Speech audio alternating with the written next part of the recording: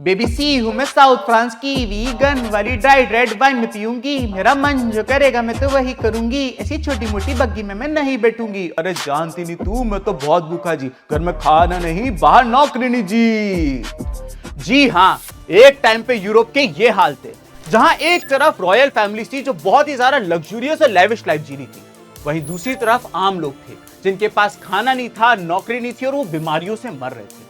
कैसे यूरोप इस लेवल से एक डेवलप कॉन्टिनेंट की तरफ बढ़ा, कैसे जर्मनी, इटली और यूनाइटेड किंगडम जैसे देश बने। क्या एक देश को बनाने के लिए सिर्फ क्रांति ही चाहिए रहती है या रोमांटिसिज्म से भी काम हो जाता है? इन्हीं सारी चीजों को समझाने के लिए मैं सिद्धार्थ शर्मा आप लोगों के लिए क्लास 10th हिस्ट्री का पहला चैप्टर यानी कि the rise of nationalism in Europe का पार्ट लेकर आ गया हूं वन शॉट। इस वन शॉट के अंदर हम पूरे चैप्टर को अच्छे से समझेंगे, साथ ही साथ पीवाईक्यूज को डिस्कस करेंगे, मोस्ट इंपॉर्टेंट क्वेश्चन को पढ़ेंगे जो बोर्ड 2026 में आ सकते हैं। अगर आपको इसके नोट चाहिए तो नीचे डिस्क्रिप्शन बॉक्स के अंदर पीडब्ल्यू की ऐप का मैंने लिंक लगा रखा है, आप वहां से ये सारे note free of cost download कर सकते हैं। जस्ट इन केस आपको ना पता हो पीडब्ल्यू क्या है, तो पीडब्ल्यू दोस्तों इंडिया का सबसे बड़ा लर्निंग प्लेटफॉर्म है जहां करोड़ों बच्चे अपनी पढ़ाई कर रहे हैं, तो आप लोग भी जरूर चेकआउट करिएगा। इस चैप्टर की शुरुआत में सबसे पहले form of types of government से करता हूं। दुनिया में 4 तरीके से गवर्नेंस की जा सकती है। सबसे पहला आता है मोनार्की, जहां पे कंट्री के लीडर या तो कोई राजा होते हैं या तो कोई रानी होते हैं। इसका बेहतरीन एग्जांपल है सऊदी अरेबिया, जहां के राजा मोहम्मद बिन सलमान हैं। दूसरे नंबर पे आ जाता है डेमोक्रेसी। डेमोक्रेसी इस टाइप की गवर्नमेंट होती है जहां पर लोग अपनी पसंद से वोट देकर अपने लीडर को इलेक्ट करते हैं और वो लोग फिर आके सरकार बनाते हैं और आने वाले 5 साल के लिए लोगों के लिए गवर्नेंस करते हैं। थर्ड नंबर पे आता है डेमोक्रेटिक मोनार्की, जहां की पावर 50-50 बटी रहती है, यानी थोड़ी पावर राजा के पास होती है, थोड़ी पावर उस देश के प्राइम मिनिस्टर या प्रेसिडेंट के पास होती है। इसका बेहतरीन एग्जांपल है यूनाइटेड किंगडम। आप सभी को पता होगा अभी से कुछ समय पहले तक यूनाइटेड किंगडम के प्राइम मिनिस्टर एक इंडियन ओरिजिन के थे जिनका नाम था ऋषि सुनाक। और उसके बाद आ जाता है डिक्टेटरशिप, जब एक कंट्री की आर्मी का जनरल अपने आप को सर्वशक्तिमान घोषित कर देता है, कहता है अब इस कंट्री को मैं ही चलाऊंगा, जो मैं बोलूंगा वो इस कंट्री में होगा। इस तरीके की फॉर्म ऑफ गवर्नमेंट को डिक्टेटरशिप कहते हैं। इसका बेहतरीन एग्जांपल है नॉर्थ कोरिया। नॉर्थ कोरिया के डिक्टेटर है किम जोंग उन। वो उस कंट्री में उन्होंने इतने वियर्ड रूल बना रखे हैं जो आप इमेजिन भी नहीं कर सकते हो। जैसे कि नॉर्थ कोरिया में ब्लू कलर की जींस पहनना अलाउड नहीं है, वो कहते हैं ब्लू कलर की जींस वेस्टर्न कल्चर का पार्ट है। सोचिए कितना वियर्ड है।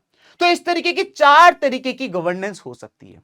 लेकिन क्या आपको पता है आज से कुछ सालों पहले तक दुनिया में 90% कंट्रीज ऐसी थी जहां पे मोनार्की चला करती थी, यानी कि 90% इलाके ऐसे थे इस धरती के अंदर जहां पे या तो कोई राजा रूल करता था या तो कोई रानी रूल करती थी। लेकिन इस चेन को तोड़ा फ्रेंच रिवॉल्यूशन ने। फ्रांस के लोगों ने सबसे पहले राजा रानी से आजादी लेकर अपना एक देश बनाने की ठानी और इसको कहा गया फ्रेंच रिवॉल्यूशन, जो कि 1789 में हुआ था। लेकिन फ्रांस के लोगों ने यह कैसे किया? यह आसान नहीं था।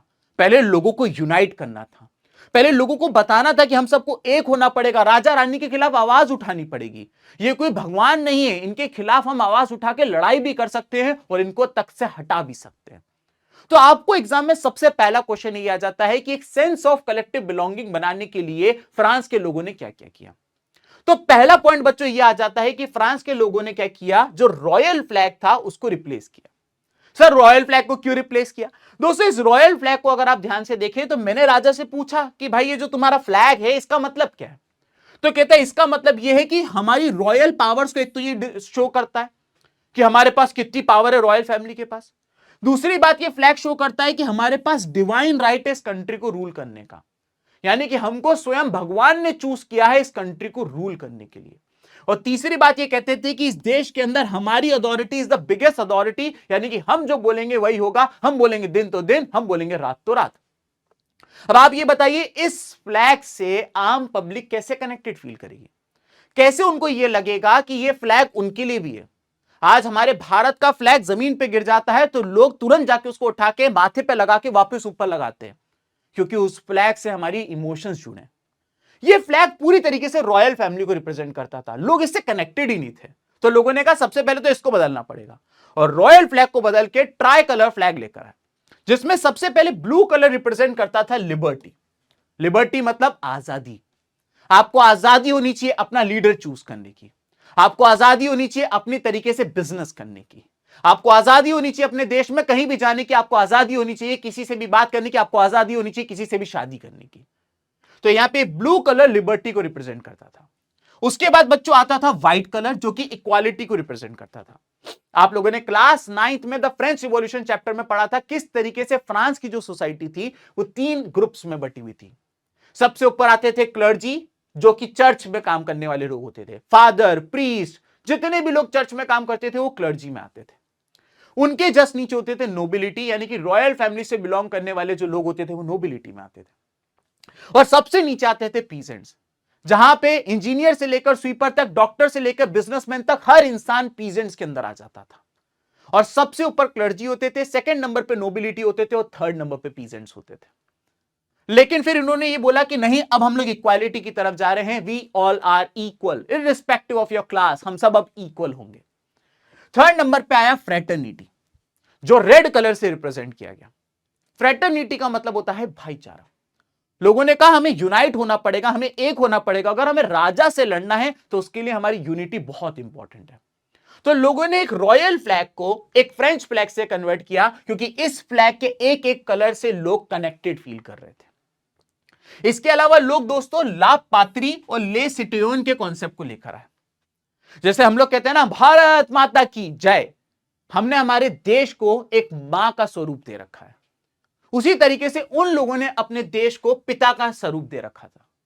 उन्होंने कहा हम अपने देश को पिता की समान इज्जत करेंगे, इसलिए इन्होंने अपने देश को लाभ पात्री के कॉन्सेप्ट से रिप्रेजेंट किया। साथ ही साथ इन्होंने ले सिटियोन कहा, बोले अब हम लोग ना क्लर्जी ना नोबिलिटी पीजेंट्स, अब हम लोग ये सब नहीं, अब हम सब सिटीजन्स होंगे, we all will be equals. तो ले सिटियोन का कॉन्सेप्ट लेकर आए लोग। इसके अलावा इन लोगों ने बहुत सारी हाइम्स बनाई, बहुत सारी कंपोजिशंस बनाए, जिससे लोगों के अंदर देशभक्ति की भावना जगे। हमारा जब देश की आजादी की बात हो रही थी तब वंदे मातरम और जन गण मन गाया जाता था, ताकि लोग एक हो सके, उनके अंदर देशभक्ति की भावना जगे और वो बड़े से बड़े दुश्मन के लिए लड़ भिड़ जाए। तो इन लोगों ने भी बच्चों बहुत सारी कंपोजिशंस बनाई, बहुत सारे ओथ्स लिखी, जिससे लोगों के अंदर देशभक्ति की भावना जग सके। इन्हीं में से एक एग्जाम्पल है ला मार्सिलेज। लोग इसको बड़े चाव से गाया करते थे जब इकट्ठा होते थे और राजा के खिलाफ आंदोलन करने निकलते थे। आगे जाके यही फ्रांस का नेशनल एंथम भी बना दोस्तों। इसके अलावा लोगों ने नेशनल असेंबली बनाई थी। देखिए, नेशनल असेंबली के बारे में ऐसा नहीं है कि आप लोग नहीं जानते, आप सभी को पता है नेशनल असेंबली क्या है। थोड़ा सा हो सकता है फेड हो गया हो दिमाग से, क्योंकि पिछले साल पढ़ा था सर। तो आइए मैं आपको छोटा सा रिकैप करा देता हूं। याद है आप लोगों को पिछले साल किस तरीके से जो राजा था उसको टैक्स बढ़ाना था, और टैक्स बढ़ाने के लिए वो यूनिलैटरली यानी खुद से टैक्स नहीं बढ़ा सकता था। तो राजा को एक मीटिंग बुलानी पड़ी थी, जिसमें फर्स्ट एस्टेट के 300 लोग, सेकंड एस्टेट के 300 लोग और थर्ड एस्टेट के 600 लोग आए थे। और इस मीटिंग का एजेंडा यह था कि अब हम लोग नए टैक्स लगा रहे हैं, क्योंकि हमें इस देश को चलाने के लिए पैसा चाहिए। लेकिन उस मीटिंग से थर्ड एस्टेट के लोगों ने वॉकआउट कर लिया था, क्योंकि वो कह रहे थे कि ये क्या बात हुई, टैक्स हमें देना है और हमारे पास ही ज्यादा पावर नहीं है। और वो सब बाहर निकल के उन्होंने टेनिस कोर्ट के ऊपर ओथ ली थी। याद आ रहा है, ये विजुअल है जो आपकी क्लास 9 की हिस्ट्री की किताब का है। उन्होंने कहा था अब हम लोग एक नेशनल असेंबली बनाएंगे, इनफ इज इनफ, राजा की मनमानी बहुत हो गई, अब हम इनकी नहीं मानेंगे, अब हम एक नेशनल असेंबली बनाएंगे। उस नेशनल असेंबली में हम आपस में अपने में से लोगों को चूज करेंगे, वोट देंगे, और वो जाके नेशनल असेंबली का पार्ट बनेंगे, और फिर वो लोग हमारे देश को चलाएंगे। जैसे हमारे देश में पार्लियामेंट होती है ना, वैसे वो लोग नेशनल असेंबली बनाना चाहते थे। तो नेशनल असेंबली बनाई गई ताकि लोगों के अंदर एक सेंस ऑफ कलेक्टिव बिलोंगिंग आ सके। And last but not the least, Jacobian clubs जैसे सीक्रेट क्लब्स बनाए गए। ये उस तरीके के क्लब्स होते थे जहां पे लाइक माइंडेड फ्रेंच मैन को इकट्ठा किया जाता था। हर वो इंसान को जो राजा की क्रूएलिटी से थक चुका था, हर वो इंसान जो एक नया देश चाहता था, हर वो इंसान जो डेमोक्रेसी में बिलीव करता था, उनको इकट्ठा किया जाता था। आइडिया शेयर किए जाते थे, कैसे हम अपने रिवॉल्यूशन को आगे बढ़ा सकते हैं, ये सब डिस्कस किया जाता था इस तरीके के क्लब्स के अंदर। दोस्तों, आप सभी को पता था कि जैकोबिन क्लब के जो लीडर थे उनका नाम था मैक्सिमिलियन रोबेस्पियरी। मैक्सिमिलियन रोबेस्पियरी लोगों को बहुत भरोसा दिलाते थे कि देखना, मैं तुम लोगों को आजादी दिलाऊंगा, लुई 16 के चंगुल से मैं तुमको आजादी दिलाऊंगा। लोग इसको बहुत ज्यादा इज्जत भी देते थे, लोगों को लगता था यही हमें प्रोटेक्ट करेगा। लेकिन वो बात अलग है, आगे जाके इसी ने 16,000 लोगों को गिलेटॉइन कर दिया था। ये वो 5 चीजें थी जो फ्रेंच लोगों को यूनाइट करने के लिए, एक सेंस ऑफ कलेक्टिव बिलोंगिंग बनाने के लिए करी गई थी। तो ये क्वेश्चन आपको इससे आ सकता है, अब आपके दिमाग में क्वेश्चन आएगा कि सर आपने कहा था इंट्रोडक्शन में कि आप एनसीईआरटी को डिटेल में पढ़ाओगे, लेकिन एनसीईआरटी का पहले पेज में ही एक फोटो आती है, आपने वो फोटो तो डिस्कस करी नहीं। दोस्तों मैं आपको एनसीईआरटी पूरी डिटेल में पढ़ाऊंगा, लेकिन फ्लो को थोड़ा चेंज करके। मुझे ऐसा लगता है कि अगर आप लोग को फ्रांस की हिस्ट्री के बारे में थोड़ा सा पता रहेगा तो उस फोटो को समझाना ना मेरे लिए आसान होगा, तुम्हारे लिए समझना भी आसान होगा। तो आपको एक एक चीज कराई जाएगी, आप बेफिक्र होइए। आपने जब एक बार में ये पूरा 1.5 से 2 घंटे का वन शॉट देख लिया, आप यकीन माने ये चैप्टर आपके लिए पूरी तरीके से कंप्लीट हो जाएगा। बस कुछ चेंजेस मैंने फ्लो में करे हैं ताकि आपको एक स्टोरी की तरह ही समझ में आ जाए। ठीक है सर, हमें समझ में आ गया कि फ्रांस के लोगों को यूनाइट करने के लिए 5 चीजें करी गई थी। ठीक है, पहली चीज क्या करी गई थी? पहली चीज ये करी गई थी, रॉयल फ्लैग को फ्रेंच फ्लैग से चेंज किया गया। दूसरी बात, अपने देश को ला पात्री बोला गया और सारे लोगों के ले सिटिजन बोला गया। तीसरी बात, नई हाइम्स और कंपोजिशंस बनाए गए लोगों के अंदर नेशनलिज्म की भावना जगाने के लिए। चौथी बात, लोगों ने नेशनल असेंबली का फॉर्मेशन किया और लास्ट जैकोबिन क्लब जैसे कई सीक्रेट क्लब्स बनाए थे। अब देखिए, फ्रांस की जो कहानी थी वो बड़ी उथल पुथल के साथ रही है। आप लोगों ने फ्रेंच रिवॉल्यूशन 9th क्लास में कैसा पढ़ा मुझे नहीं पता, तो मैं एक छोटा सा आपको रिकैप दे देता हूं। आप सभी को पता होगा कि 1774 से 1792 के बीच में फ्रांस के राजा थे लुई 16। लेकिन इनकी कुछ प्रॉब्लम्स थी। पहली प्रॉब्लम इनकी यह थी कि जब ये राजा बने तब तक जो खजाना था रॉयल फैमिली का वो खाली हो चुका था। इनके पापा, इनके दादा, इनके परदादा सब कुछ खर्च कर चुके थे, तो ये राजा बने तो इनके पास खजाना खाली मिला। अब आप खुद बताइए, बिना खजाने के राजा कैसा राजा? साथ ही साथ इन्होंने क्या करा, अमेरिका को आजादी दिलाने के लिए ये उनकी लड़ाई में कूद पड़े। ये लोग चाहते थे कि अमेरिका को आजादी मिल जाए, ब्रिटेन के लोग अमेरिका को छोड़ के चले जाएं, इसलिए इन्होंने गोला बारूद हथियार पैसा सब दिया अमेरिका को कि जाओ तुम लड़ो। इन्होंने पैसा दिया, इनके पास खुद पैसा नहीं था, इनके खजाने खाली थे और जो बचा कुचा पैसा था वो अमेरिका को दे रहे थे। तो पैसों की रिक्वायरमेंट को फुलफिल करने के लिए इन्होंने अपने ही लोगों के ऊपर टैक्स लगाया था, जिसके बाद नेशनल असेंबली का फॉर्मेशन हुआ था। खैर ये हटे, इसके बाद आया द नेशनल कन्वेंशन, जो कि 1793 से 94 यानी 2 साल चला था। नेशनल कन्वेंशन के लीडर थे मैक्सिमिलियन रोबिस्पियरी। शुरुआत में लोगों को लगता था मैक्सिमिलियन रोबिस्पियरी हमारे सेवियर है, हमारे मसीहा हैं, देखना यही हमें आजादी दिलाएंगे। लेकिन बहुत जल्दी मैक्सिमिलियन रोबिस्पियरी पैरानॉइड होने लगा, शकी होने लगा। इसको लगता था हर कोई इसके खिलाफ बात कर रहा है, कोई कोने में 4 लोग खड़े हैं तो वो इसको हटाने का षड्यंत्र रच रहे हैं। तो मैक्सिमिलियन रोबिस्पियरी क्या करता था, जब भी इसको लगता था, शक होता था कि ये मेरे अगेंस्ट जा सकता है, ये उनको मरवा देता था, जेल में डलवा देता था। और इसने अपने 2 साल के टाइम में 16,000 लोगों को गिलेटॉइन करवाया, यानी कि उनके गले को ब्लेड से कटवा दिया। ये 2 साल इतने भयानक थे कि इसको द रेन ऑफ टेरर कहा गया, यानी कि भय का माहौल था हर जगह। लोगों ने कहा इससे अच्छा तो लुई 16 था, भैया इसको हटाओ। आखिरकार इसका अंत भी यही हुआ, इसको खुद गिलेटॉइन कर दिया लोगों ने पकड़ के। उसके बाद आई द डायरेक्टरी। डायरेक्टरी के अंदर बच्चों 5 लोग होते थे, 1 2 3 4 5, क्योंकि फ्रांस के लोगों को लगता था भाई एक आदमी के पास पावर दे देंगे तो वो पागल हो जाता है, तो उन्होंने कहा पावर 5 लोगों में बांटेंगे और द डायरेक्टरी बनी। लेकिन द डायरेक्टरी की प्रॉब्लम ये थी दोस्तों कि डायरेक्टरी के जो 5 लोग थे वो कभी भी किसी भी डिसीजन तक पहुंच ही नहीं पाते थे। एक कहता था ये करेंगे, 2 कहता था वो करेंगे, 3 कहता था ये करेंगे, चौथा कहता था ये करेंगे, 5वां कहता था ये करेंगे। कभी भी एक डिसीजन तक पहुंच ही नहीं पाते थे। इनके अंदर यूनिटी नहीं थी। साथ ही साथ इनके ऊपर करप्शन के आरोप लगने लग गए थे, तो लोगों ने कहा इनको भी हटाओ, हटाओ इनको भी। उसके बाद आए नेपोलियन बोनापार्टे, जिन्होंने 1804 से लेकर 1815 तक फ्रांस में रूल किया था। नेपोलियन बोनापार्टे दोस्तों फ्रांस की आर्मी के जनरल थे और इनके अंडर में फ्रांस ने कई जंगें जीत रखी थी। ये जिस जंग में जाते थे लगभग उस जंग को वो जीत के ही आते थे। फ्रांस के लोग इनकी बहुत इज्जत करते थे। नेपोलियन के बारे में मैंने कहानी सुनी थी कि एक बार नेपोलियन सड़क से जा रहे थे और इनको रास्ते में बाबा जैसा एक आदमी मिला। तो नेपोलियन ने उससे बोला कि बाबा मेरा हाथ देख के बताओ क्या मैं दुनिया पे कब्जा कर पाऊंगा? तो बाबा हंसने लग गया। नेपोलियन ने कहा हंस क्यों रहे हो? बोले तुम्हारी ये वाली रेखा जो है ये छोटी है, इसके कारण तुम दुनिया पे कब्जा नहीं कर पाओगे। नेपोलियन ने अपना चाकू निकाला और अपने हाथ की लकीरें खींच के बड़ी कर दी और कहता अब कर लूंगा। तो नेपोलियन इस लेवल का कॉन्फिडेंट आदमी था।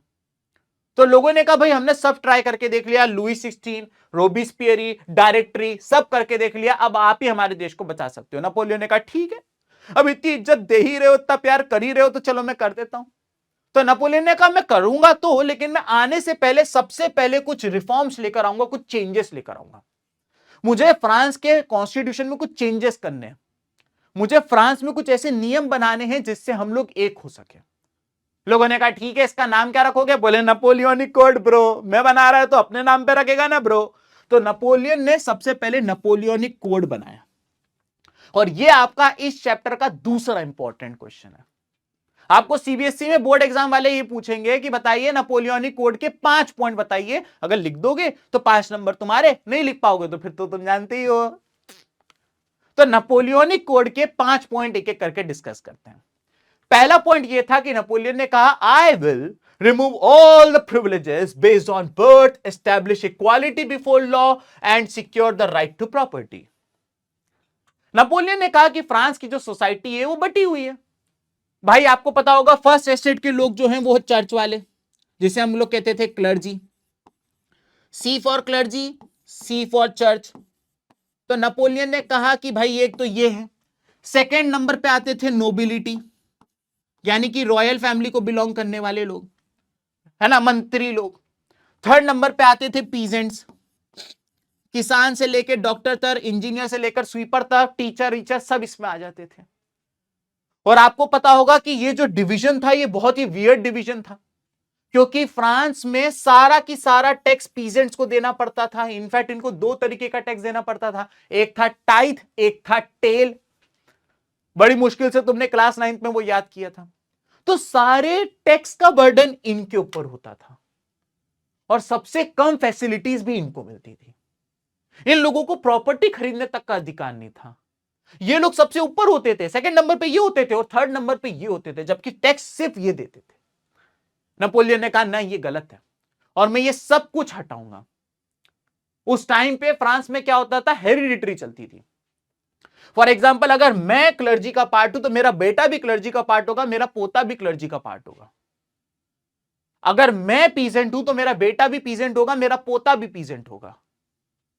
अब अगर मेरा पोता किसी दिन कोशिश करे कि मैं खूब मेहनत करूंगा, खूब पढ़ाई करूंगा और आगे बढ़ के मैं भी क्लर्जी का पार्ट बनूंगा या मैं भी नोबिलिटी का पार्ट बनूंगा, इट इज प्रैक्टिकली इम्पॉसिबल, क्योंकि ये सारे प्रिविलेजेस मिलते थे बेस्ड ऑन बर्थ। नेपोलियन ने कहा ये गलत है, ये सारे privileges which are based on birth मैं उसको हटाता हूं। अब मैं एस्टैब्लिश इक्वालिटी बिफोर लॉ लेकर आऊंगा, लॉ के सामने सब इक्वल होंगे, irrespective of your class, whether you belongs for clergy, nobility और पीजेंट्स। नेपोलियन ने कहा राइट टू प्रॉपर्टी सबको होगा, हर कोई प्रॉपर्टी खरीद सकता है, चाहे तुम पीजेंट हो चाहे तुम क्लर्जी हो। तो ये सबसे पहला पॉइंट था। आपने कहा सर बहुत बढ़िया, नेपोलियन तो अच्छा आदमी है, नेपोलियन अच्छा आदमी है, 1 पॉइंट नेपोलियन को जाता है, टिंग टिंग टिंग। दूसरा नेपोलियनिक कोड सुनो। नेपोलियन ने कहा कि भाई सबसे पहले तो मैं क्या करूंगा, गिल्ड रिस्ट्रिक्शंस हटाऊंगा। गिल्ड रिस्ट्रिक्शंस क्या होते थे दोस्तों? फ्रांस की सोसाइटी के अंदर, फ्रांस की जो सोसाइटी थी वो अलग अलग एरिया में बटी होती थी, और हर एरिया की अपनी खुद की गिल्ड हुआ करती थी। हर एरिया की अपनी खुद की गिल्ड हुआ करती थी। गिल्ड का मतलब होता है ट्रेड यूनियंस। गिल्ड का मतलब होता है ट्रेड यूनियंस। तो क्या होता था, इस इलाके की ट्रेड यूनियन है जिसका नाम है 2, इस इलाके की ट्रेड यूनियन है जिसका नाम है 8, इस इलाके की ट्रेड यूनियन है जिसका नाम है 1। अब होता यह था दोस्तों कि ट्रेड यूनियन वाले चालाकी करते थे, कहते थे ये इलाका हमारा है, इसमें बिजनेस सिर्फ हम करेंगे, इसमें जो भी माल बेचना है हम बेचेंगे, जितने रुपए में बेचना है उतने रुपए में बेचना है। तो इससे क्या होता था, लोगों के पास ऑप्शन ही नहीं होते थे, लेकिन इन्हीं से लेना पड़ेगा, कोई ऑप्शन ही नहीं है। तो ये ट्रेड यूनियन वाले कई बार फायदा उठाते थे। महंगा बेच रहे हैं सामान, सड़ा सामान बेच रहे हैं, जो मर्जी आ रही वो कर रहे हैं, क्योंकि इनको पता है पब्लिक के पास ऑप्शन ही नहीं है।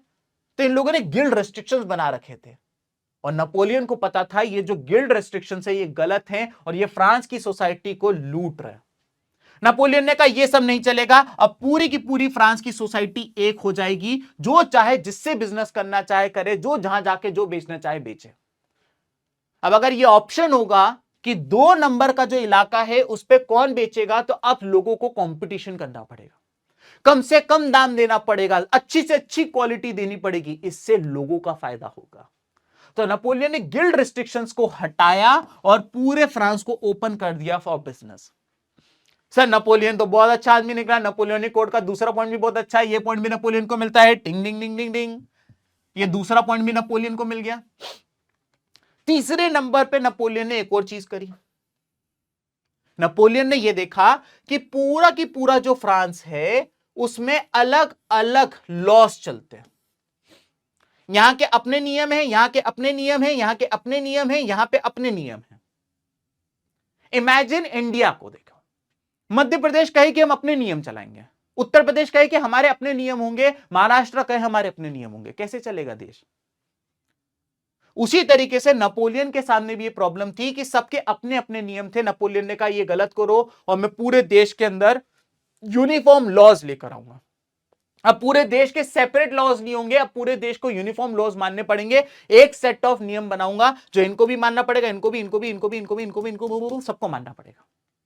तो ये दूसरा पॉइंट बोला नेपोलियन ने। इसके अलावा नेपोलियन ने कहा कि मैं स्टैंडर्डाइज्ड वेट और मेजरमेंट करूंगा, यानी कि फ्रांस के हर टुकड़े में अपना वेट और मेजरमेंट चला करता था। यहां के जो लोग हैं, पता चला यहां के जो लोग हैं वो मास को केजी में नाप रहे हैं और ये वाले लोग मास को पाउंड में नाप रहे हैं। अब अगर ये केजी में नाप रहा है, ये पाउंड में नाप रहा है, तो ये बिजनेस कैसे करेंगे? आज भाई मैं मध्य प्रदेश से बिलोंग करता हूं, मैं शक्कर लेने गया, मैंने कहा भैया 2 किलो शक्कर दे दो, उन्होंने दे दी। मैं 1 साल पहले कर्नाटका गया, मैंने कहा भैया 2 किलो शक्कर दे दो, उन्होंने वहां भी दे दी। आज मैं उत्तर प्रदेश में, मैं दुकान पे जाता हूं, मैं कहता हूं भैया 2 किलो शक्कर दे दो, वो भी दे देते हैं, क्योंकि पूरे देश के अंदर मास को केजी में नापा जा रहा है। जस्ट इमेजिन, मध्य प्रदेश में पाउंड होता, कर्नाटका के अंदर केजी होता, उत्तर प्रदेश में कुछ और ही चल रहा है, फिर कैसे होता? बिजनेस करना मुश्किल हो जाता। तो सबके अपने अपने वेट्स और मेजरमेंट थे। नेपोलियन ने कहा ये गलत है, इससे बिजनेस करने में मुश्किल आ रही है। नेपोलियन ने कहा मैं इसको भी यूनिफॉर्म करूंगा। सबकी अपनी अपनी करेंसी भी थी, इनकी अपनी करेंसी, इनकी अपनी करेंसी। नेपोलियन ने कहा ये क्या बात हुई भाई, हमें एक देश है, पूरे देश के अंदर एक करेंसी चलनी चाहिए। और नेपोलियन ने एक नेशनल करेंसी बनाई जिसका नाम था फ्रेंच फ्रांक। तो ये भी बहुत अच्छा पॉइंट था सर, नेपोलियन को इसका भी पॉइंट मिलेगा। बहुत सज्जन आदमी नेपोलियन, बहुत बढ़िया।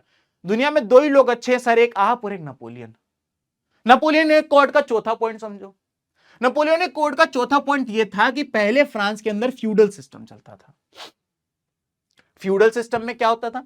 फ्यूडल सिस्टम में यह होता था कि पूरा की पूरा जो फ्रांस होता था वो किंग का होता था, पूरी जमीन किंग की होती थी। किंग क्या करते थे, वो जमीन को लॉर्ड्स को दे देते थे। लॉर्ड्स क्या करते थे, वो जमीन को नाइट्स को दे देते थे, यानी कि सोल्जर्स को दे देते थे। और नाइट्स क्या करते थे, वो जमीन को किसानों को दे देते थे, यानी कि पीजेंट्स को दे देते थे। अब इसमें क्या होता था कि जमीन का एक पीस जमीन को लोगों ने अलग अलग तरीके से इस्तेमाल किया। राजा ने लॉर्ड्स को अगर अपनी जमीन दी है तो उसके बदले कुछ लेगा वो। लॉर्ड्स ने अगर नाइट्स को वो जमीन दी है जो उसको राजा ने दी थी तो वो उसके बदले कुछ लेगा। और नाइट्स अगर पीजेंट्स को जमीन दे रहे हैं तो पीजेंट से वो उसके बदले कुछ लेगा। नॉर्मली यहां पर 2 तरीके का ट्रांजैक्शन हुआ करता था कि अगर मैं तुमको अपनी जमीन दे रहा हूं तो उसके बदले तुमको मुझे एक तो देनी पड़ेगी लॉयल्टी, यानी कि कल को अगर मान लीजिए मैं किसी जंग में उलझ जाऊं तो तुमको मेरा साथ देना पड़ेगा। तो जमीन के बदले एक तो लॉयल्टी मिलती थी और दूसरा जमीन के बदले मिलता था रेवेन्यू। भाई किसान को वो जमीन दे दी, किसान से कहा कि भाई तूने जो भी उगाया 50% तू मुझे देगा, तो किसान वो 50% नाइट को देता है, नाइट 50% लॉर्ड्स को देगा, लॉर्ड्स 50% किंग को देगा। ऐसे करके रेवेन्यू शेयरिंग हुआ करता था और इस तरीके का जो सिस्टम होता था इसे फ्यूडल सिस्टम कहा जाता था, जहां पे जमीन का ट्रांसफर किया जाता था in return of 2 things, that is loyalty and revenue. दूसरे नंबर पे एक वर्ड आ जाता है यहां पे मेरे प्यारे बच्चों, वो है सर्फडॉम। सर सर्फडॉम का मतलब क्या होता है? सर्फडॉम का मतलब होता है बॉन्डेड लेबर। सर्फडॉम का मतलब होता है दोस्तों बॉन्डेड लेबर। उस टाइम पे फ्रांस के लोग क्या करते थे, फॉर एग्जांपल एक बार शिप में बैठ के गए अफ्रीका, वहां जंगलों में गए, वहां पे जंगल में एक अंकल बैठे थे, 20 उनके बच्चे थे। उनने कहा यार तुम्हारे 20 बच्चे? बोले हाँ 20 बच्चे। बोले यहाँ पे तो जंगली जानवर आते होंगे? बोले हाँ। बोले मारते कैसे? बोले ये देखो तीर कमान ऐसे फेंक के मार देते हैं, ये देखो गुलेल आंखें फोड़ देते हैं। उसने कहा यार ये तो बड़ा रिस्की है, जब तक तुम गुलेल लोड करोगे उतनी देर में शेर तुमको आके खा जाएगा। उसने कहा बात तो तुम्हारी सही है। बोले ये देखो हमारी एक्स्ट्रा ऑर्डिनरी बंदूक, बहुत ही खतरनाक बंदूक है। इसमें क्या होता है, आप एक बार बटन दबाओगे ना, सामने से गोली निकलती है और कई दूर भी अगर शेर होगा तो वो ढेर हो जाएगा। अब वो अफ्रीका का जंगल में रह रहा ट्राइबल आदमी, उसने कहा यार बात तो तू बढ़िया है, ये तो बहुत बढ़िया चीज है। बोले ये आपका हो सकता है, लेकिन उसके बदले आपके 20 बच्चों में से 10 बच्चे मैं लेके जाऊंगा। उसने कहा ठीक है मेरे भी 20 बच्चे। अरे तू भी मेरा बच्चा है क्या? तुझे तो मैंने कभी जिंदगी में देखा ही नहीं, एक काम कर ले जा ले जा ले जा ले जा, मेरे पास बहुत है। उसने 10 बच्चे मुझे दे दिए और बदले में मुझसे बंदूक ले ली। अब आप किसी को बताइएगा नहीं कि मैंने उनको खटारा बंदूक पकड़ाई है। वो बंदूक मैं कभी यूज ही नहीं करता हूं, मैं कबाड़ में बेचना चाहता था तो मैंने इनको टिपा दी। अब ये बंदूक जंग लगी हुई है। अब मान लीजिए 2 साल बाद उसके सामने राजा के उस ट्राइबल आदमी के सामने मान लेते हैं शेर आ भी जाए, वो बंदूक निकालेगा, जितनी देर में वो लोड करेगा और खोलेगा वो बंदूक हाथ में पड़ जाएगी। शेर तो बाद में खाएगा, वो आदमी बंदूक के फटने से मर जाएगा। उधर उनके 10 बच्चों को लेकर ये लोग यूरोप आ जाते थे, ब्रिटेन फ्रांस आ जाते थे और उनसे कहते थे अब तुम जिंदगी भर के लिए हमारे गुलाम हो, हमारे नौकर हो, अब तुम्हें हमारे वहां काम करना पड़ेगा। तुम्हें सैलरी नहीं मिलेगी क्योंकि तुम्हारे पिताजी को बंदूक देकर आए। तुम यहां से छोड़ के जा नहीं सकते हो और तुम कुछ नहीं कर सकते हो। इसे कहा जाता है सर्फडॉम। नेपोलियन ने कहा भैया ये भी गलत है, फ्यूडल सिस्टम भी गलत है, सर्फडॉम भी गलत है, और नेपोलियन ने इन दोनों से पल्ला झाड़ा। नेपोलियन का ये वाला पॉइंट भी अच्छा था, इसलिए नेपोलियन का इसका पॉइंट भी आपको देना पड़ेगा कि सर नेपोलियन तो और अच्छा आदमी निकलता जा रहा है। जैसे जैसे आप नेपोलियन के बारे में बताते जा रहे हो, नेपोलियन इतना अच्छा आदमी बन हो रहा है, छाती पे उसका हम लोग टैटू गुदवा लें। आओ एक पॉइंट और समझ लो, फिर तुम बनवाना टैटू। 5वां पॉइंट ये कहता है कि नेपोलियन ने एडमिनिस्ट्रेटिव सिस्टम को सिंप्लीफाई किया। सर इसका क्या मतलब है? बच्चों फ्रांस की जो सोसाइटी थी वो बहुत बड़ी सोसाइटी थी, तो नेपोलियन ने क्या करा है, बोले सबसे पहले मैं क्या करूंगा, पूरे के पूरे फ्रांस को 130, कोई और कलर से लिख के दिखाएंगे हम आपको। उसने कहा मैं सबसे पहले पूरे के पूरे फ्रांस को 130 डिपार्टमेंट्स में बांटूंगा। जैसे कि आप देख सकते हैं ये एक डिपार्टमेंट है, ये दूसरा डिपार्टमेंट है, ये तीसरा डिपार्टमेंट है, ये चौथा, ये 5वां डिपार्टमेंट है, ये 6वां डिपार्टमेंट, ये 7वां डिपार्टमेंट, ये 8वां डिपार्टमेंट, 9th डिपार्टमेंट। ऐसे करके पूरे फ्रांस को 130 डिपार्टमेंट में बनाया और बोलता है हर डिपार्टमेंट पे एक मेयर बिठा दूंगा मैं। हर डिपार्टमेंट का लीडर जो होगा एक मेयर होगा। फिर उसने कहा मैं डिपार्टमेंट के ग्रुप्स बनाऊंगा। जैसे कि आप देख सकते हो 2 डिपार्टमेंट का एक ग्रुप ये है, 3 डिपार्टमेंट का एक ग्रुप ये है, 4 डिपार्टमेंट का एक ग्रुप ये है, ठीक है, फिर 4 डिपार्टमेंट का एक ग्रुप ये है। तो उसने कहा अब मैं डिपार्टमेंट्स के ग्रुप बनाऊंगा और वो डिपार्टमेंट का जो ग्रुप होगा उसके ऊपर एक लीडर बिठाऊंगा जिसका नाम होगा सब प्रीफेक्ट। ठीक है सर। और ये सारे डिपार्टमेंट के ऊपर, पूरे के पूरे फ्रांस के ऊपर एक आदमी बिठाऊंगा और उस आदमी का नाम होगा प्रीफेक्ट। और जो ये प्रीफेक्ट होगा, ये प्रीफेक्ट डायरेक्टली नेपोलियन को रिपोर्ट करने वाला था। तो नेपोलियन ने कहा भाई मैं पूरा देश तो अकेले चला नहीं सकता हूं ना, चलो पावर्स को बांट देते हैं। मेरे नीचे होगा प्रीफेक्ट, प्रीफेक्ट के नीचे होगा सब प्रीफेक्ट, सब प्रीफेक्ट के नीचे होगा मेयर। मैं फ्रांस के आसपास जो भी मैंने इलाके पे कब्जा किया है उन सबको मैं संभालूंगा। पूरे फ्रांस के ऊपर प्रीफेक्ट होगा एक, फिर प्रीफेक्ट के अंडर में खूब सारे सब प्रीफेक्ट होंगे और सब प्रीफेक्ट के अंडर में खूब सारे मेयर्स होंगे। तो नेपोलियन ने एडमिनिस्ट्रेटिव सिस्टम को भी सिंप्लीफाई किया ताकि अच्छे से देश को चलाया जा सके। अब आप बोलोगे सर ये तो बहुत ही अच्छी बात है, नेपोलियन का ये वाला पॉइंट भी आपको नेपोलियन को देना पड़ेगा, नेपोलियन 5-0 से जीत रहा है सर, क्या अब हम लोग टैटू बनवा लें? जी नहीं।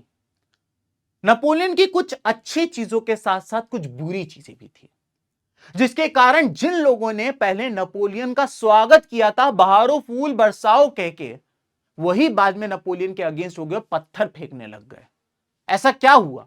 और यही आपका अब सीबीएसई बोर्ड 2026 के लिए तीसरा इंपॉर्टेंट क्वेश्चन बनता है कि व्हाट हैपेंड, क्या हुआ ऐसा कि जिन लोगों ने नेपोलियन को पहले स्वागत किया, बाद में वही नेपोलियन के अगेंस्ट हो गए।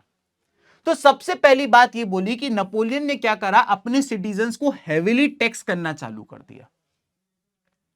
नेपोलियन कहता था मैं जंग लड़ रहा हूं, मैं चाहता हूं फ्रांस का एरिया बड़ा हो जाए, प्रूशिया के एरिया पे भी कब्जा कर लूं, स्पेन के एरिया पे भी कब्जा कर लूं, पोर्चुगल पे भी कब्जा कर लूं, बेल्जियम पे भी कब्जा कर लूं, ऑस्ट्रिया पे भी कब्जा कर लूं।